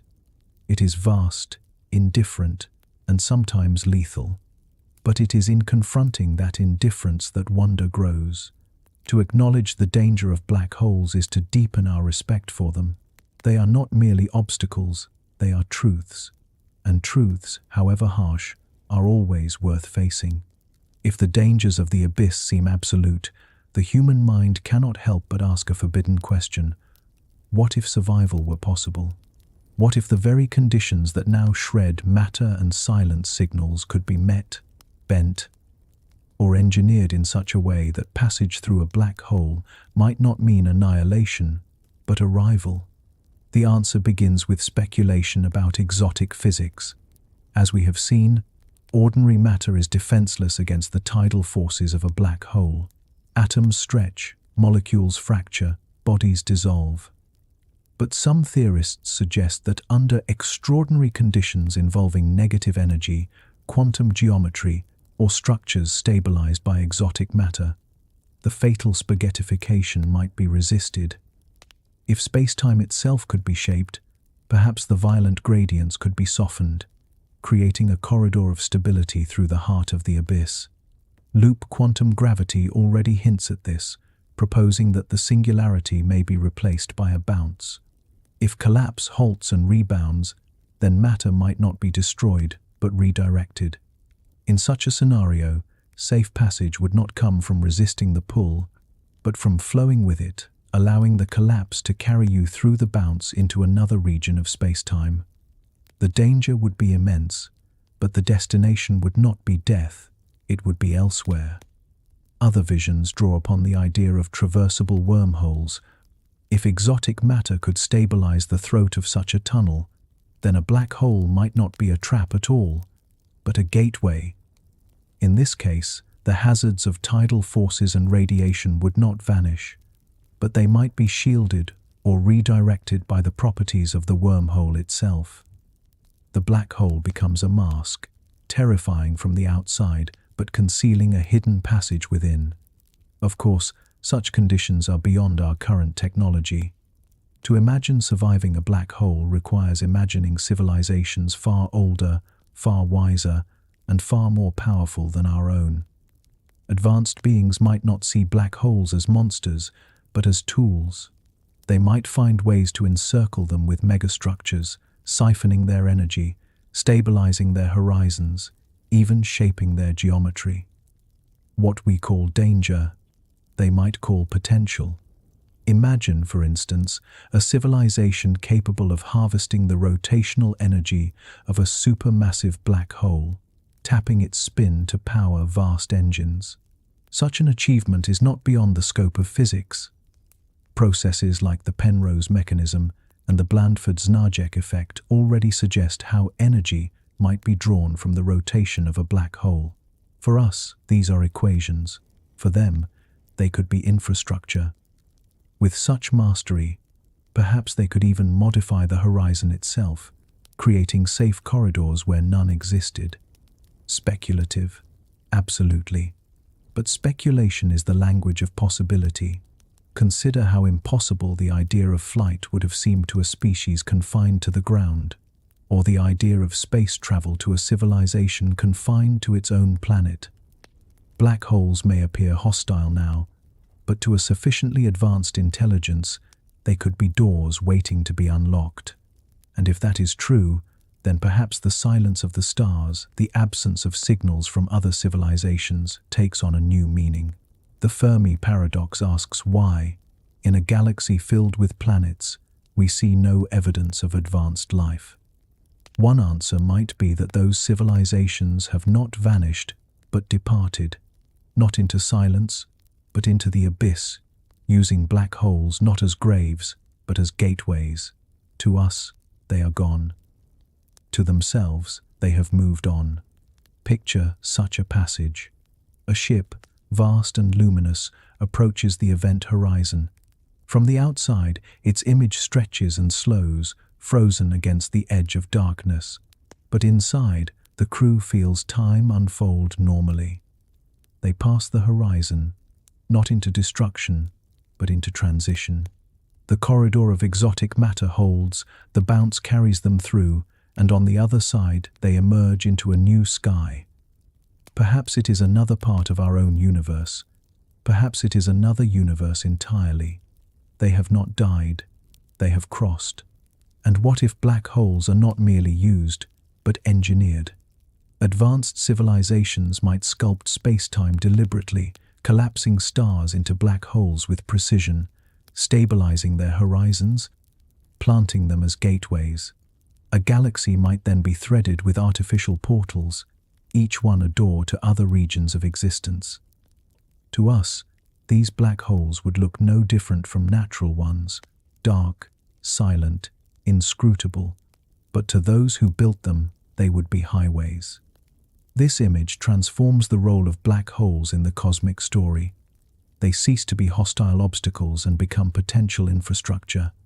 They are not the end of travel, but the ultimate vehicle of travel, more powerful than rockets, faster than light, connecting not just stars but realities. And perhaps, in this sense, Black holes are already gateways. Nature has written them into the fabric of the cosmos. Civilizations may come and go, but the doors remain, waiting for those bold enough to try the handle. The fact that we cannot yet pass through does not mean it is impossible. It only means it is not yet our turn. Speculation of this kind is not a claim of certainty.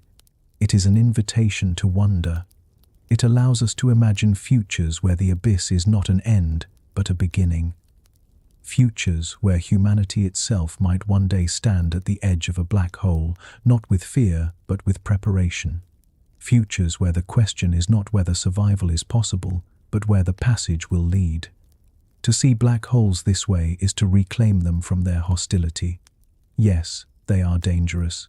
Yes, they stretch and tear and burn. But they may also conceal routes to elsewhere.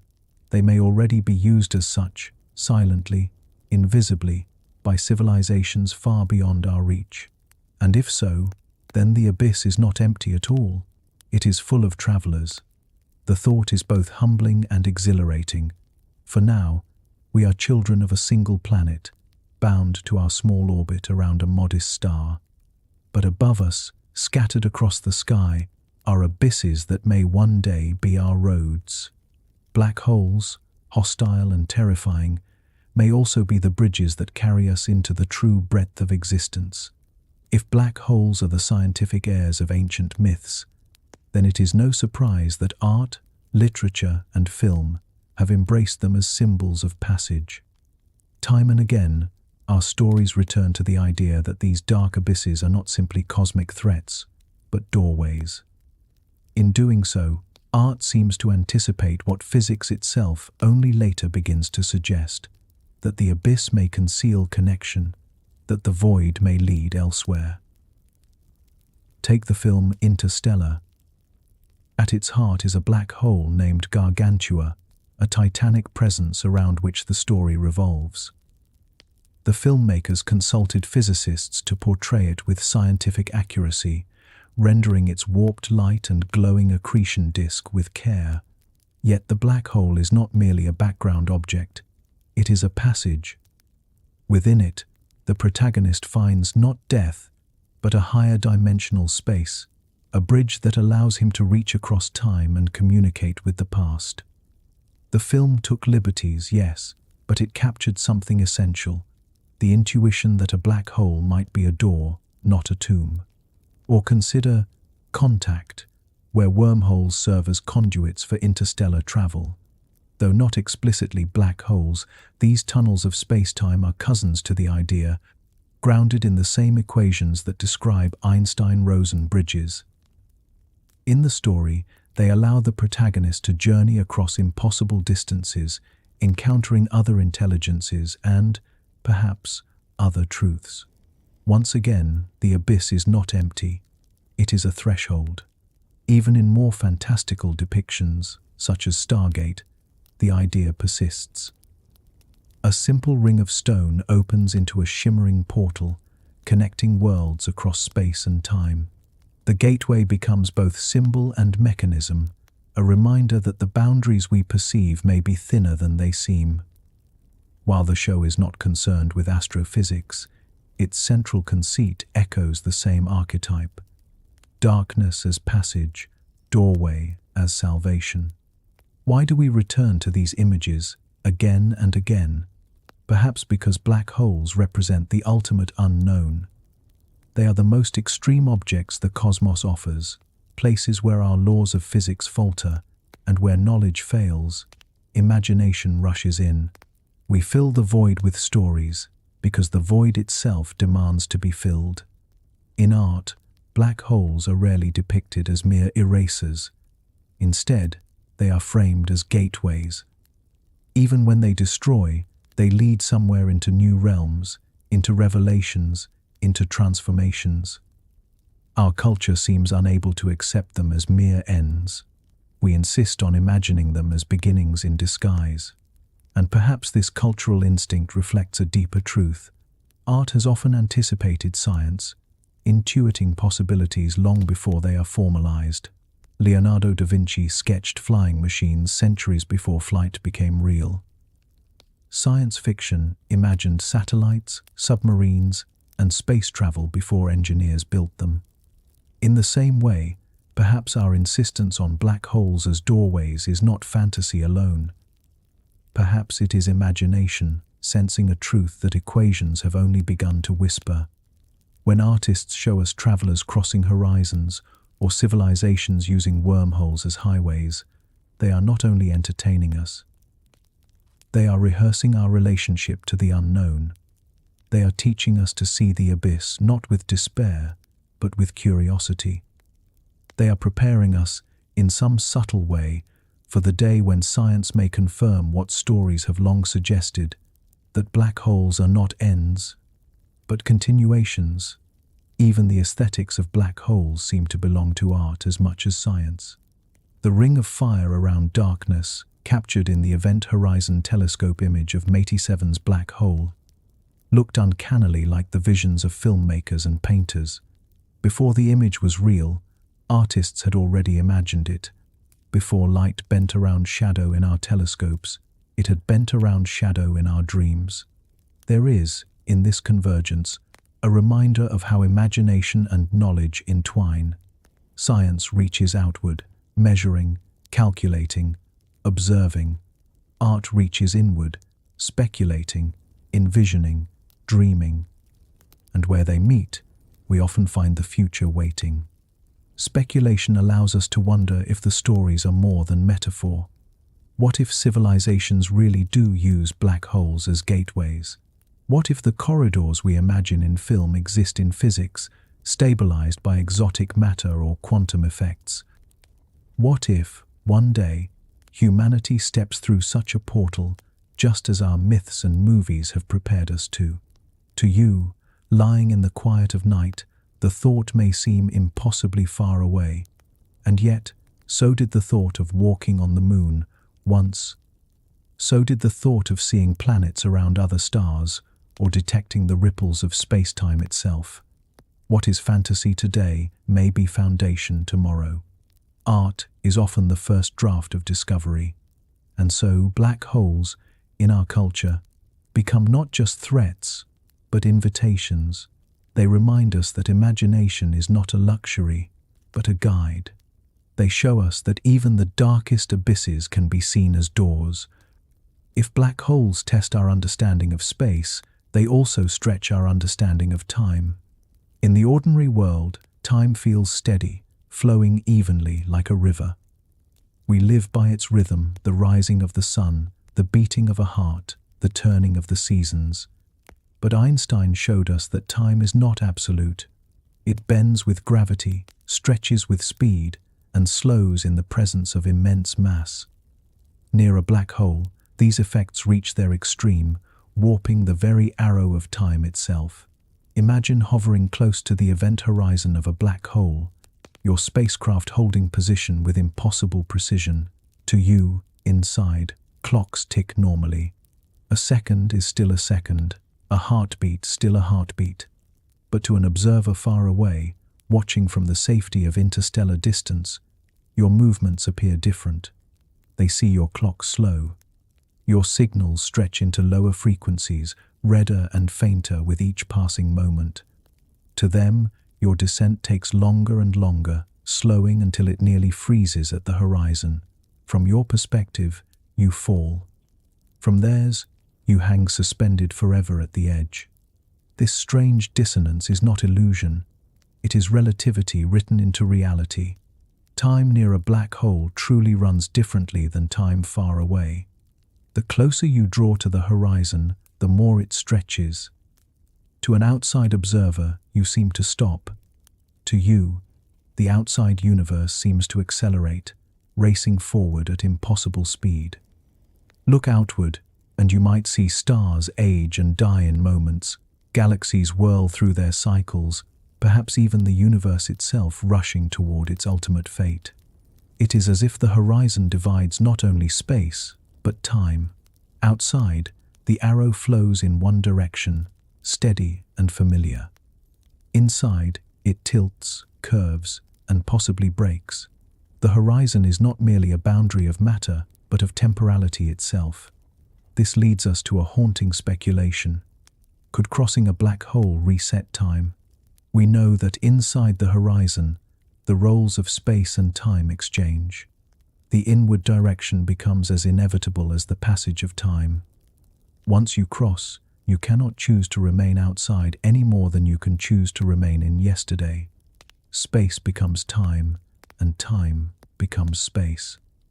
It is a transformation of the most fundamental order, and it leaves open the question, what becomes of the arrow? If collapse leads to a bounce, as some theories propose, then perhaps the arrow of time itself resets in the new expansion.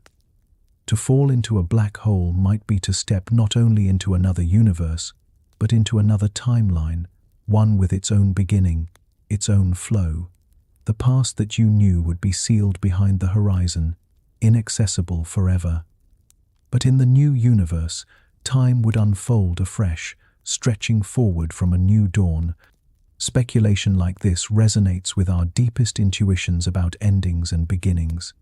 We wonder, when we die, whether time ends or changes shape. We wonder, when the universe dies, whether something else might begin. Black holes, with their horizons and singularities, seem to embody those questions. They are not just objects in space. They are laboratories for time. Consider the paradoxes that arise. If an astronaut falls into a black hole, from their perspective they reach the horizon in finite time. But from ours, they never cross. Which is true? Perhaps both. Time is relative, and reality allows both perspectives to coexist. This duality invites us to think of time not as a single flow, but as many streams, each shaped by position, velocity, and gravity. Now imagine extending this idea further. If time can be stretched near a black hole, then perhaps it can also be folded. Perhaps horizons are not just edges in space, but seams in time, places where the arrow frays, where past and future may intertwine. Could it be that black holes connect not only regions of space, but also eras of time? Could they open not just into other universes, but into other moments? Science cannot yet answer these questions, but speculation allows us to glimpse the possibilities, to think of black holes as engines not only of gravity, but of chronology, to imagine them not as static voids, but as dynamical processes that sculpt the flow of time as much as they sculpt the stars. To you, lying awake, let the image take shape, a lone traveler falling toward a black hole. To them, seconds pass. To us, their fall is eternal. They vanish into the horizon, and in doing so, they vanish from our time. But somewhere, perhaps, in a new region of space-time, they awaken in another chronology, a new arrow unfolding before them. This is why black holes unsettle us. They do not merely threaten our bodies with destruction. They threaten our sense of time itself, the flow in which all our lives are set. They suggest that time is not absolute, that endings may be beginnings, that the arrow we follow so faithfully may bend or reset in ways we cannot yet imagine. And so, black holes become more than cosmic abysses. They become mirrors of our own questions about time, memory, and renewal. They remind us that nothing, not even the ticking of the clock, is beyond transformation. If black holes can bend time, if they can blur the boundary between ending and beginning, then it is only a small step to imagine that what lies beyond them may not follow the rules we know. For the laws of physics, as constant and universal as they seem, may not be written in stone. They may be local, conditional, the product of a specific universe, ours. And if a black hole leads into another cosmos, that cosmos may carry its own rules, its own constants, its own version of reality. Consider the constants that shape our existence: the speed of light, fixed and finite; the strength of gravity, delicate enough to allow galaxies to form, but not so overwhelming that the cosmos collapses too soon; the charge of the electron, balanced so that atoms can bind into chemistry, and chemistry into life. These numbers feel absolute, unchangeable. Yet physicists often wonder why they are what they are. Could they have been otherwise? And if they could, what would existence look like? In the vision of black holes as cosmic seeds, each collapse may birth a universe with slightly different constants. Gravity a little stronger, electromagnetism a little weaker. The cosmological constant shifted. In some of these daughter universes, stars might form differently or not at all. In others, atoms might be unstable, chemistry impossible. Some universes would flicker out quickly, barren and brief. Others might blossom with new kinds of order, new forms of matter, perhaps even new kinds of life. Speculation stretches further still. What if the very number of dimensions could change? Our universe has 3 of space and 1 of time, stitched together into the 4-dimensional fabric of space-time. But string theory suggests the possibility of hidden dimensions, curled up or unseen.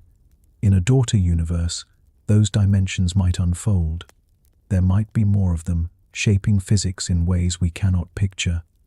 A being born into such a universe might not perceive 3 directions of space at all, but 5 or 10 or more.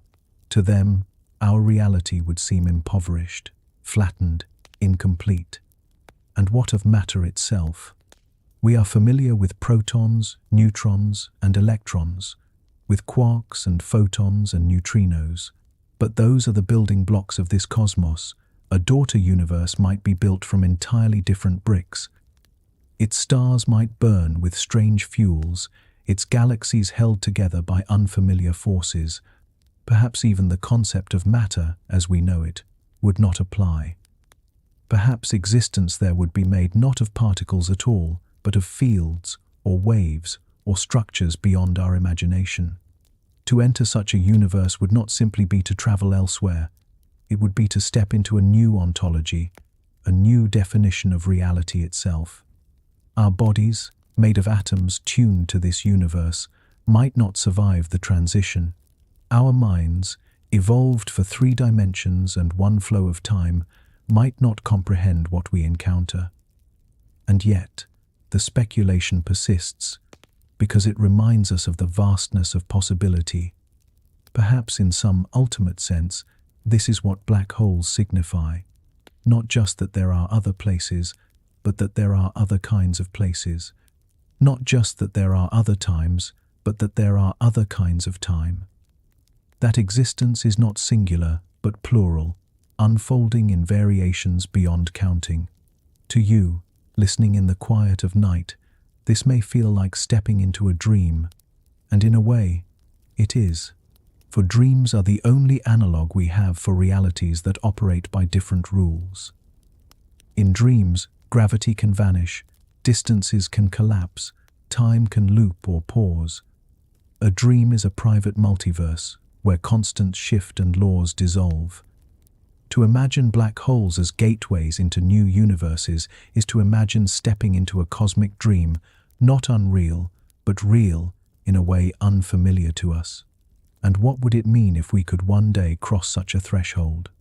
To leave behind the constants that shaped our evolution, our history, our existence, and enter a reality where even the definition of existence is different. Would we recognize it as a universe at all, or would it be so alien that we would not have words for it?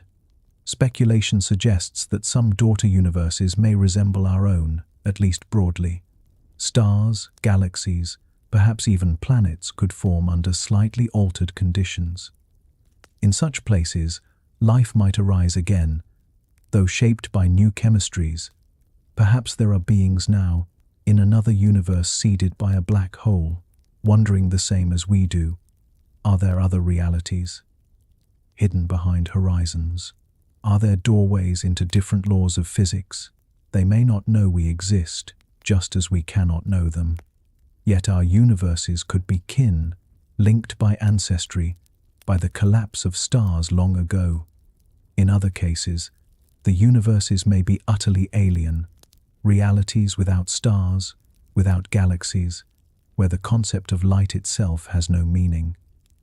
Or universes where gravity is overwhelming, collapsing everything almost instantly. Or universes where expansion races so quickly that matter never coalesces into structure. These are the barren branches of the cosmic family tree, universes stillborn in their own laws. But then, there may be fertile branches too, realities more abundant, more enduring than our own. Universes where black holes are even more common, and thus even more universes are born. A fractal of creation, endlessly branching, each collapse giving rise to new rules, new realms, new stories. It is tempting to see our own universe as special, chosen, unique. But the multiverse vision suggests otherwise. We are not the pinnacle. We are one among many, a variation in an endless symphony. Our constants, our forces, our dimensions are simply the conditions of this realm. Beyond the horizon, others wait, each with their own music. And so, to think of black holes as gateways into new universes is to accept that reality may be broader than we can measure, deeper than we can imagine. It is to accept that the darkness hides not nothingness, but difference. That to enter a black hole is to leave not only space behind, but the very framework of our existence. Perhaps that is why the idea fascinates us so deeply. It is not only the possibility of other places, but the possibility of other laws. To wonder about daughter universes is to wonder about the limits of being itself. It is to acknowledge that what we call reality may be a local dialect of a greater language. And in that sense, black holes are not just cosmic abysses. They are symbols of plurality, reminders that existence is not singular. They whisper of new universes, new laws, new beginnings. Speculation can inspire us, but science, by its nature, demands evidence. If black holes are not only abysses but also gateways, seeds, or wombs of new universes, then the next question is simple. How could we ever know?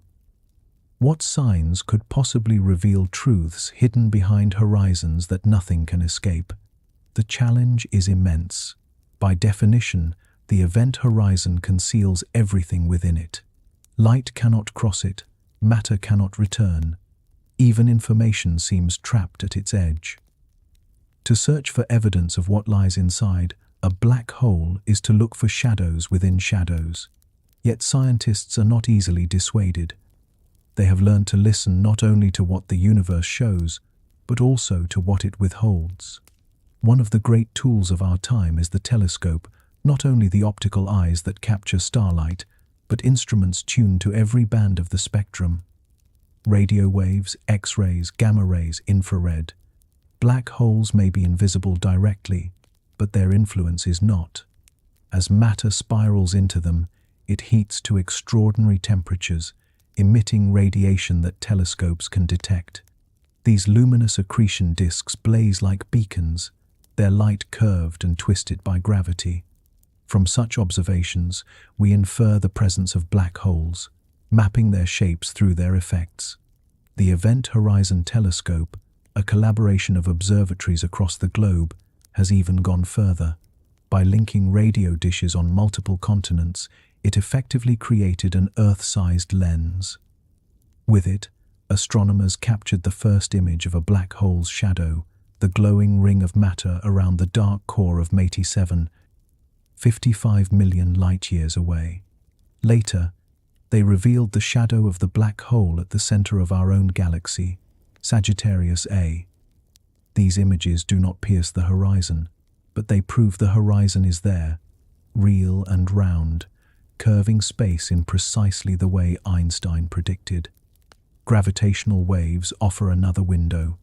When black holes collide, they send ripples through space-time itself, waves that race outward at the speed of light. Detectors like LIGO and Virgo have measured these faint tremors, recording the moments when two black holes spiral into each other and merge. Each detection confirms that black holes are not just theoretical, but active participants in the cosmic dance. And in the patterns of those waves, scientists hope to find deeper clues, hints of deviations, echoes, or anomalies that might suggest something unusual inside. Could such signatures reveal the presence of other universes? It is a daunting hope. Horizons are, by design, one way. But some physicists propose that if black holes connect to elsewhere, the process might leave subtle fingerprints on the gravitational waves we detect.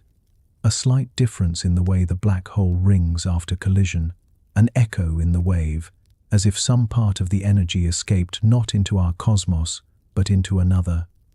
So far, the data has been tantalizing but inconclusive. The instruments are still young. The universe is vast. Patience will be required. Beyond direct observation, there is the search for cosmic signatures. If our own universe was born from a black hole in another, perhaps the conditions of that birth left imprints. The distribution of galaxies, the temperature of the cosmic microwave background, the very constants of physics, each might be a clue, a trace of ancestry. Scientists scan the cosmos for anomalies, for deviations from uniformity, for signs that our Big Bang was shaped by something larger.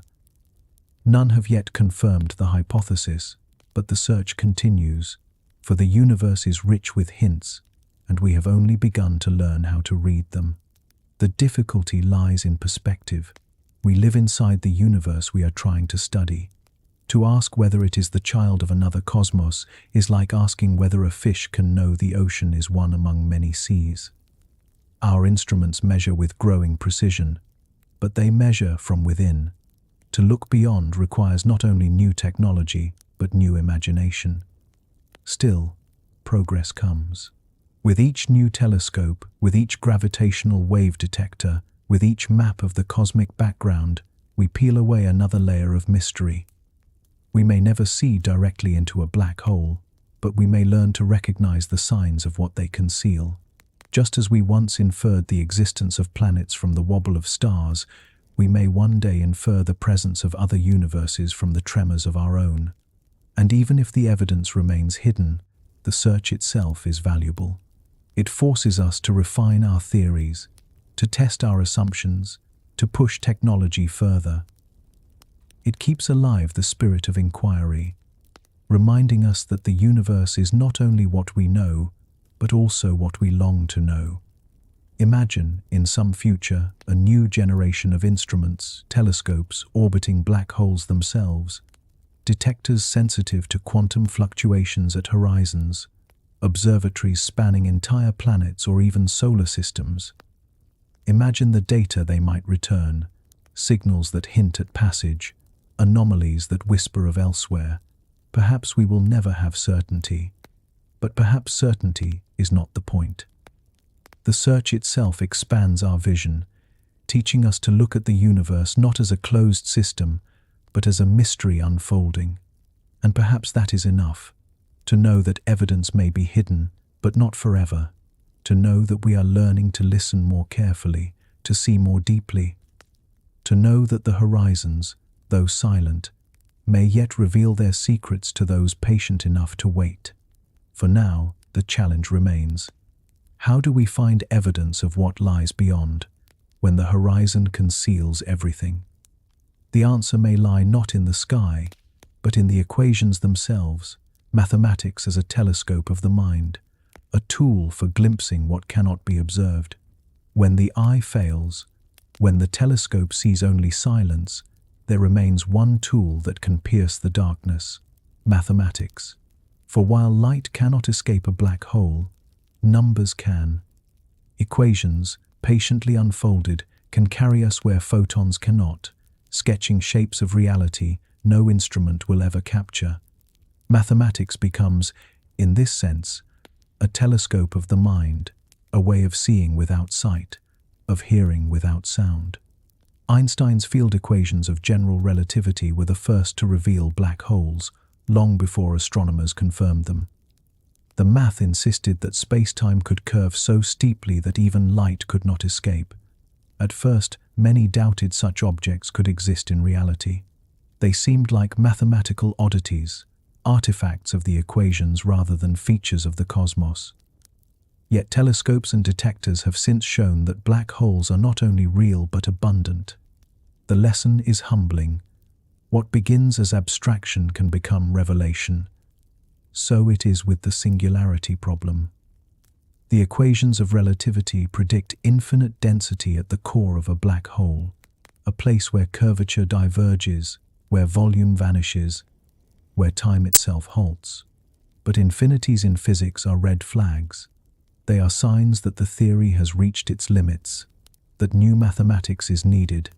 Here, at the boundary of knowledge, the equations both conceal and suggest. They tell us where they break, and by breaking, they point toward what must replace them. Theoretical physics offers many attempts at continuation. In loop quantum gravity, the equations replace the singularity with a bounce, a mathematical rebound where collapse turns into expansion. In string theory, the singularity dissolves into a web of extra dimensions, each vibrating with possibilities. In holography, the interior is encoded on the surface, so that what seems like loss inside is preserved on the boundary. In each case, the math whispers the same idea. The singularity may not be the end. It may be a passage. But the whispers are fragile. They are not confirmed by experiment, only by consistency. They are internal to the mathematics, elegant but speculative. This is both their strength and their limitation. We cannot look into a black hole with a telescope, so we must look with equations. But equations are not the universe, they are our maps of it. And maps, no matter how precise, are not the territory. Still, there is reason for faith. Time and again, mathematics has revealed truths before instruments did. Maxwell's equations predicted radio waves decades before antennas detected them. Quantum theory predicted antimatter before it was discovered in cosmic rays. The Higgs boson was found at CERN only after years of being a line in a formula. If history is a guide, then the mathematics we explore today may be the evidence of tomorrow. Speculation extends even further. Perhaps the only evidence we will ever have of what lies beyond a horizon is mathematical. Perhaps no instrument will ever pierce the veil, no telescope ever capture the interior. Perhaps the abyss is sealed not only from light, but from observation itself. In that case, the equations are not merely tools. They are windows, the only ones we will ever possess. This possibility raises profound questions about the nature of science. We are used to demanding experiments, to insisting that theories be tested against reality. But what if reality itself forbids the test? What if horizons are true boundaries, not only of matter but of evidence? Then mathematics becomes more than abstraction. It becomes our only way of knowing. Some philosophers of science resist this, uneasy with the idea of theories forever untested. Yet others point out that the universe does not owe us accessibility. If horizons are absolute, then mathematics may indeed be the only bridge. Our role is not to demand the universe reveal itself, but to learn to read the signs it allows. Consider the possibility that beyond every singularity lies continuation. The equations, extended, suggest it. The notion of bounces, of new expansions, of universes seeded by collapse, all of it flows from the math. We may never confirm it, but the elegance of the picture is undeniable. Perhaps reality itself is written in a mathematical language, and to glimpse it through equations is already to touch the truth. Imagine, then, a future physicist, not gazing through a telescope but through lines of code, simulations running on machines vast and powerful. In their equations, they see black holes not as ends, but as tunnels. They see universes branching, constants shifting, laws reborn. They have no direct evidence, no photographs, no waves, and yet, in their math, they glimpse something real. It is as if the cosmos has allowed them a secret view, not through photons, but through numbers. To you, listening in the quiet of night, this may seem abstract, distant, but remember, everything we know about black holes began as mathematics. Their horizons, their shadows, their very existence were once equations alone. The fact that they are now real in our telescopes proves the power of math to anticipate reality. Who is to say that today's speculations, written in symbols and chalk, will not one day be tomorrow's confirmed truths? And even if they remain hidden forever, even if the only evidence we ever have is the elegance of the equations, perhaps that is enough. Perhaps the universe is telling us that not all truths can be photographed, not all mysteries can be observed. Some can only be understood in thought, glimpsed through the logic of numbers. Black holes remind us of the limits of perception. Mathematics reminds us that imagination, disciplined by reason, can transcend those limits. Together, they invite us to see the cosmos, not only with eyes, but with mind. If mathematics suggests that black holes might continue beyond their singularities, then we are left with a possibility as vast as it is unsettling. What if black holes are not the dead ends we once thought, but gateways? What if each horizon conceals not silence, but passage? The implications are staggering. For one, it would mean that our universe is not alone. We are not contained within a single cosmos, but part of a larger system, a multiverse threaded together by black holes, each collapse sprouting into expansion, each horizon concealing a door. In such a vision, reality itself becomes networked, universes branching and connecting like roots in a forest or neurons in a mind. To imagine black holes as gateways is to imagine the cosmos as highways rather than walls. Instead of voids that erase, they are bridges that connect. Each black hole could open into another universe, and from there into another, and another still. The multiverse becomes not just a collection of isolated realms, but a web of passages, a cosmic infrastructure hidden in the dark.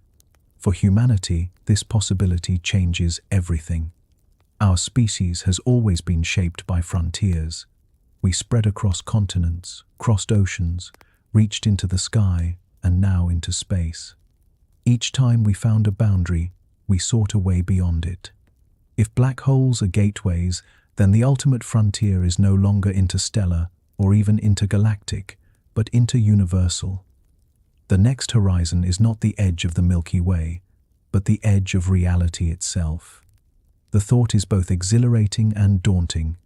Exhilarating, because it suggests that our future is not confined to a single cosmos. Daunting, because the challenges would dwarf anything we have faced before. To approach a black hole is to risk annihilation. To cross it, if crossing is possible, would mean stepping into an unknown that makes even alien planets seem familiar. It would mean leaving behind not only home, but the very laws of physics we have always known. And yet, the dream persists.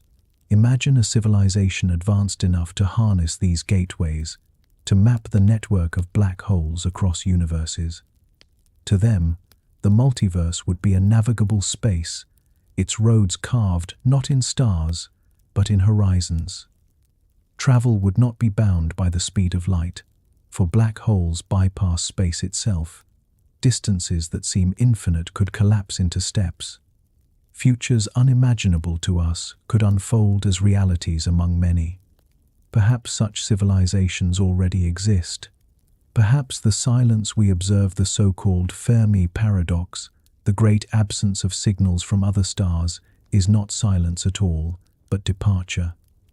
Advanced beings may not linger in galaxies, broadcasting radio waves. They may have moved on, slipping through gateways into other universes, their presence in ours now reduced to shadows and myths. If this is true, then our own destiny may one day echo theirs. Humanity may stand at the rim of a black hole, ships poised on the edge of an event horizon, deciding whether to step into the abyss. The question will not be whether it is dangerous, it is. The question will be whether the promise of new universes outweighs the certainty of staying behind. There is also a deeper implication.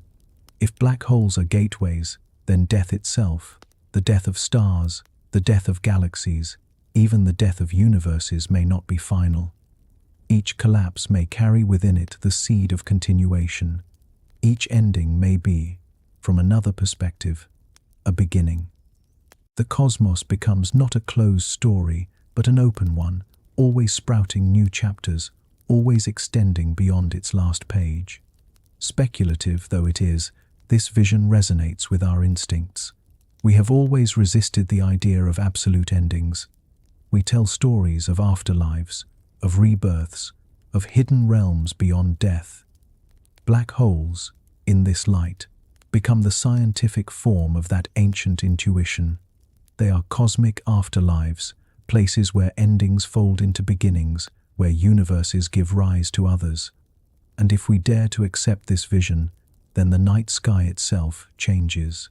Each black hole is no longer a void to fear, but a doorway to wonder. Each horizon is a threshold into something else.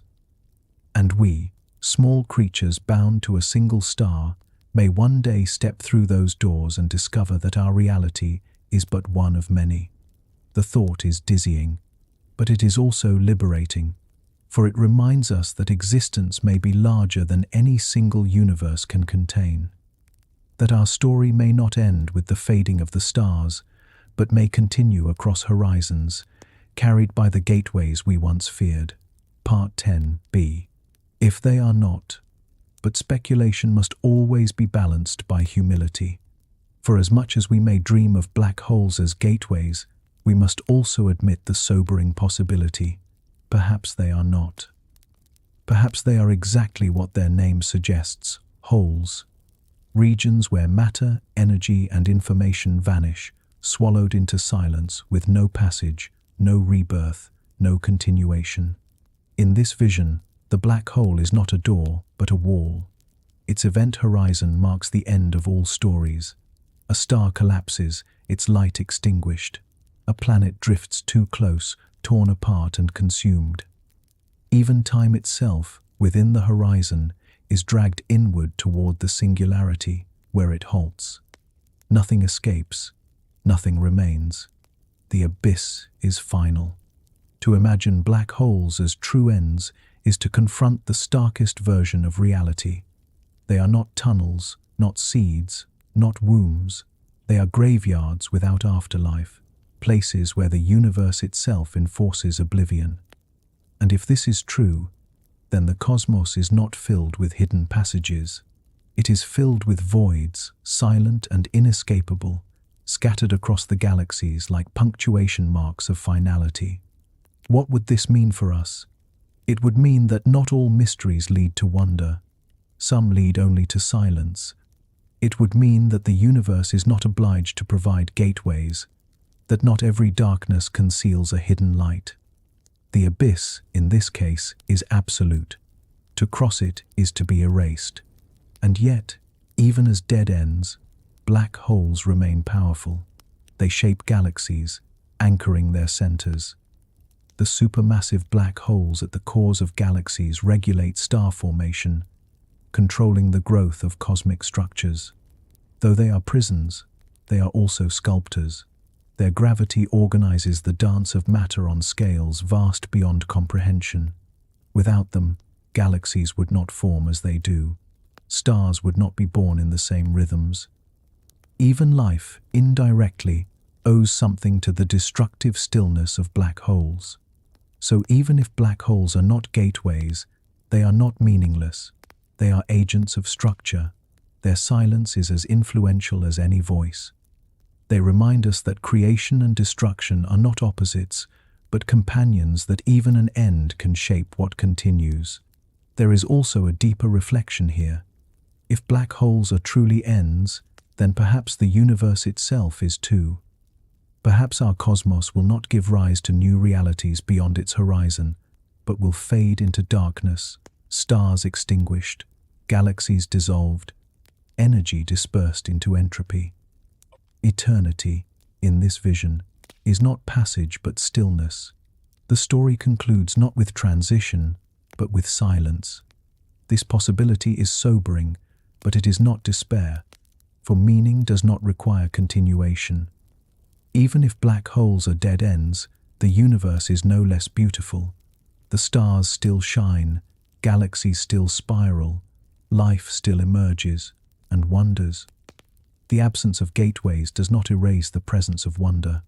It simply reminds us to find meaning in what is, rather than what might be. Think of the stars torn apart by black holes, their light flaring as they die. Those flares illuminate galaxies, reaching across millions of light years.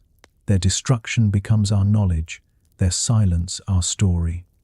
Even as ends, black holes give rise to beginnings not for themselves, but for us, as observers, as storytellers, as beings who learn by watching the cosmos. Perhaps this is their truest role, not to carry us elsewhere, but to remind us of limits, to stand as monuments to the fact that not all questions have answers, not all journeys have continuations, that sometimes endings are final. And in facing that finality, we learn humility. We learn to treasure the time and light we have, because they are finite. To you, lying awake beneath the quiet of the night, this thought may feel heavy, but there is also peace in it. For if black holes are truly ends, then they teach us acceptance. Not all mysteries must unfold. Not all darkness must hide a secret. Some things simply are what they appear: silence, finality, the closing of a chapter, and that too is part of the story of existence. So whether gateways or graves, whether wombs or walls, black holes remain the most powerful teachers the cosmos offers. They show us both possibility and finality, both speculation and silence. And even if they are not pathways into other universes, they are still central to ours, shaping the galaxies, sculpting the stars, anchoring the dance of matter. In this, even as dead ends, they are not meaningless. They are reminders that endings shape beginnings, that silence shapes song, that the abyss, even without continuation, still shapes the cosmos we call home. When we look at the stars and ask whether we are alone, we encounter a puzzle that has haunted astronomers and dreamers alike: the Fermi paradox. In a galaxy with hundreds of billions of stars, many older than our sun, where planets are plentiful and conditions for life seem common, why do we see no evidence of other civilizations? Where are the signals, the visitors, the signs of technology spread across the Milky Way? One proposed answer is what thinkers call the Great Filter, the idea that somewhere along the path from simple life to advanced civilizations, there is a barrier. Perhaps life is rare, arising only under improbable conditions. Perhaps intelligence seldom evolves, or technology seldom survives its own power. Or perhaps civilizations, even if they flourish, inevitably reach a point where they vanish, leaving no trace. Black holes add a new dimension to this puzzle. Could it be that the silence we hear in the stars is not because advanced civilizations have perished, but because they have departed? What if, instead of broadcasting across galaxies, they have sought refuge in the deepest abysses, using black holes not as graves but as gateways? Imagine a civilization facing the long future of its universe. Stars are burning out, resources dwindling, entropy creeping closer. Even the most powerful technologies cannot reverse the expansion of space. What choices remain? To stay is to face decline. To escape is to look for doors. And the only doors large enough, enduring enough, are black holes. In this vision, advanced civilizations may see black holes not as threats, but as opportunities. With knowledge far beyond our own, they may find ways to stabilize wormholes, to use horizons as portals, to cross into new universes. For them, black holes are not ends, but exits. And so, when we search for them in the stars, we hear silence because they are no longer here. They have stepped through the abyss, vanishing into continuations we cannot follow. This reframes the Fermi paradox in haunting terms. The reason we see no civilizations may not be that they never existed or that they destroyed themselves, but that they succeeded. They found the Great Filter, and pass through it by leaving this universe behind. What looks to us like extinction may to them have been migration. What feels to us like absence may to them be survival. Speculation carries this further still. If universes can inherit physical constants from their parents, then perhaps advanced civilizations play a role in shaping that inheritance. Perhaps they seed black holes deliberately, carrying information or influence into the next universe, ensuring that life may arise again. In this sense, civilizations would not only escape death, but become cosmic gardeners, passing their imprint forward across realities. There is, of course, no evidence for this.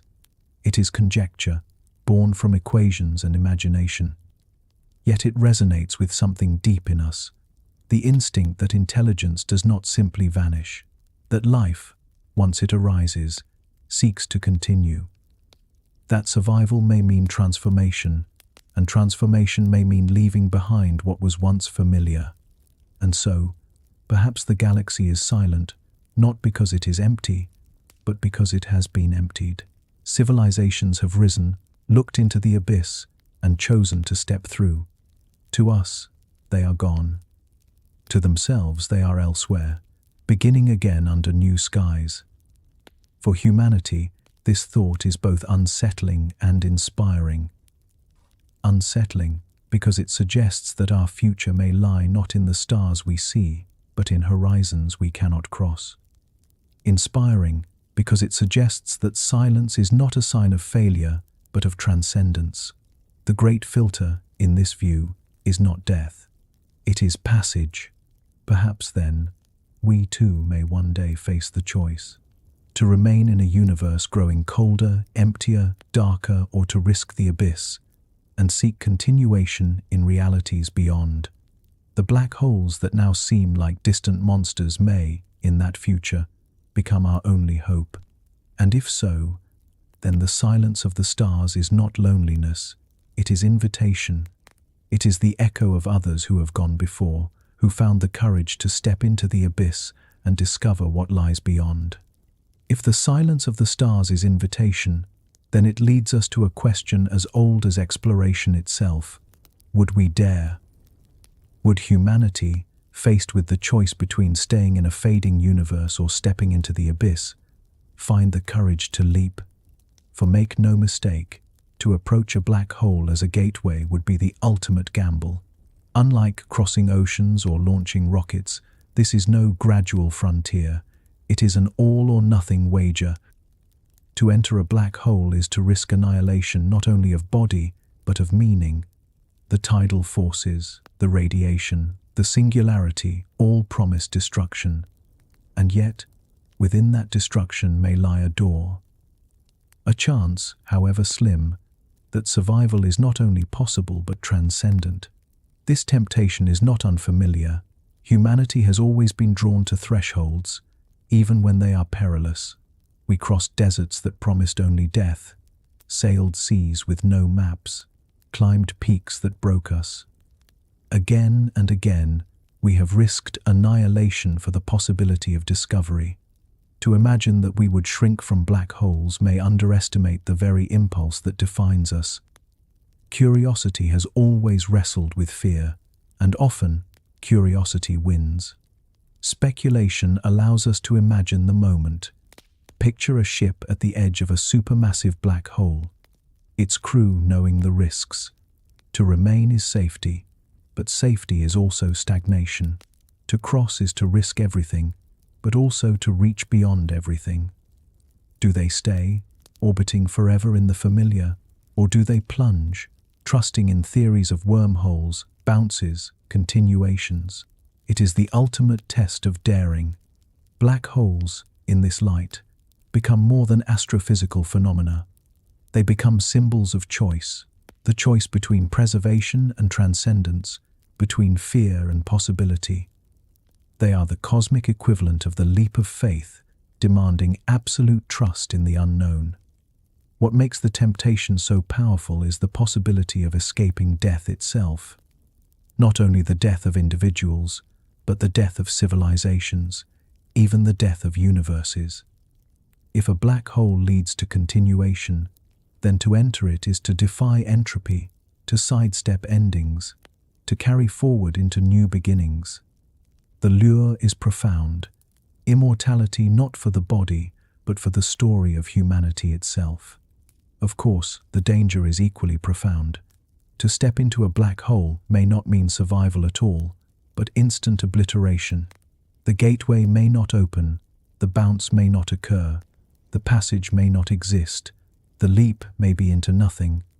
And yet, the possibility of nothing has never stopped explorers before. The history of humanity is written in risks taken against impossible odds. There is also a poetic symmetry here. Black holes represent the ultimate end in the cosmos, the point where all paths terminate. For humanity to transform that end into a beginning would be the greatest reversal imaginable. It would be to turn death itself into doorway, silence itself into song. It would be to redeem the abyss. Speculation pushes this further. What if civilizations do not wait until necessity forces them? What if they choose the leap early, not out of desperation, but out of longing? The same way we went to the moon, not because it was required, but because it was there. Perhaps one day we will approach black holes not because our universe is dying, but because they call to us. Because to step into the unknown is, in some sense, to fulfill what it means to be human. Yet the temptation also carries danger of another kind: hubris. To see black holes as doorways is to imagine that the universe hides gifts for us, that reality itself will reward our daring. But perhaps it will not. Perhaps the abyss cares nothing for our courage. Perhaps to leap is only to vanish. The temptation is real, but so is the warning. Still, the question remains: would we dare? Would we accept annihilation as the price of possibility? Would we choose to risk everything for the chance of more? History suggests that eventually, someone will.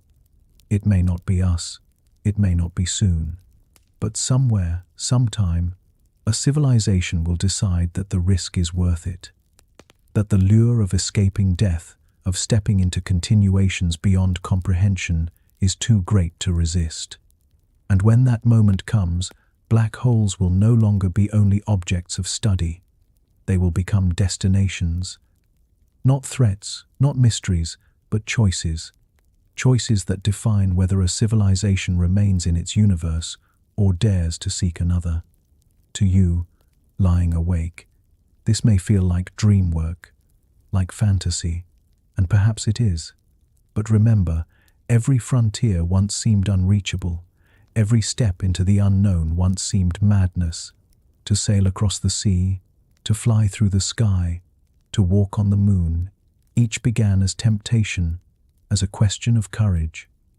Black holes may be the final version of that question, and when we face it, the answer will tell us not only what we are capable of, but what we are. Black holes remain, above all, paradoxes. They are destruction, swallowing stars, erasing light, bending time until it breaks. They are mystery, horizons that conceal more than they reveal, silence that refuses explanation, and yet they are also possibility doorways, seeds, symbols of renewal, the dark wombs from which new universes may be born. We are left, then, with the question that lingers like an echo in the silence. Do black holes mark the ultimate end of reality, the final punctuation of existence, or do they mark the beginning of countless others' thresholds into continuations beyond imagination? Perhaps the truth will never be known. Perhaps it is not meant to be. And yet the mystery itself is enough, for it invites us to wonder, to dream, to listen to the silence and feel the possibility it holds. So let us end with an image. A lone traveler falling past the horizon of a black hole. To those who watch from afar, they seem frozen at the edge, time stretched to eternity. But to the traveler, the fall continues, into a darkness deeper than night. The horizon closes above them, the stars vanish, and only silence remains. And yet within that silence, perhaps another dawn awaits.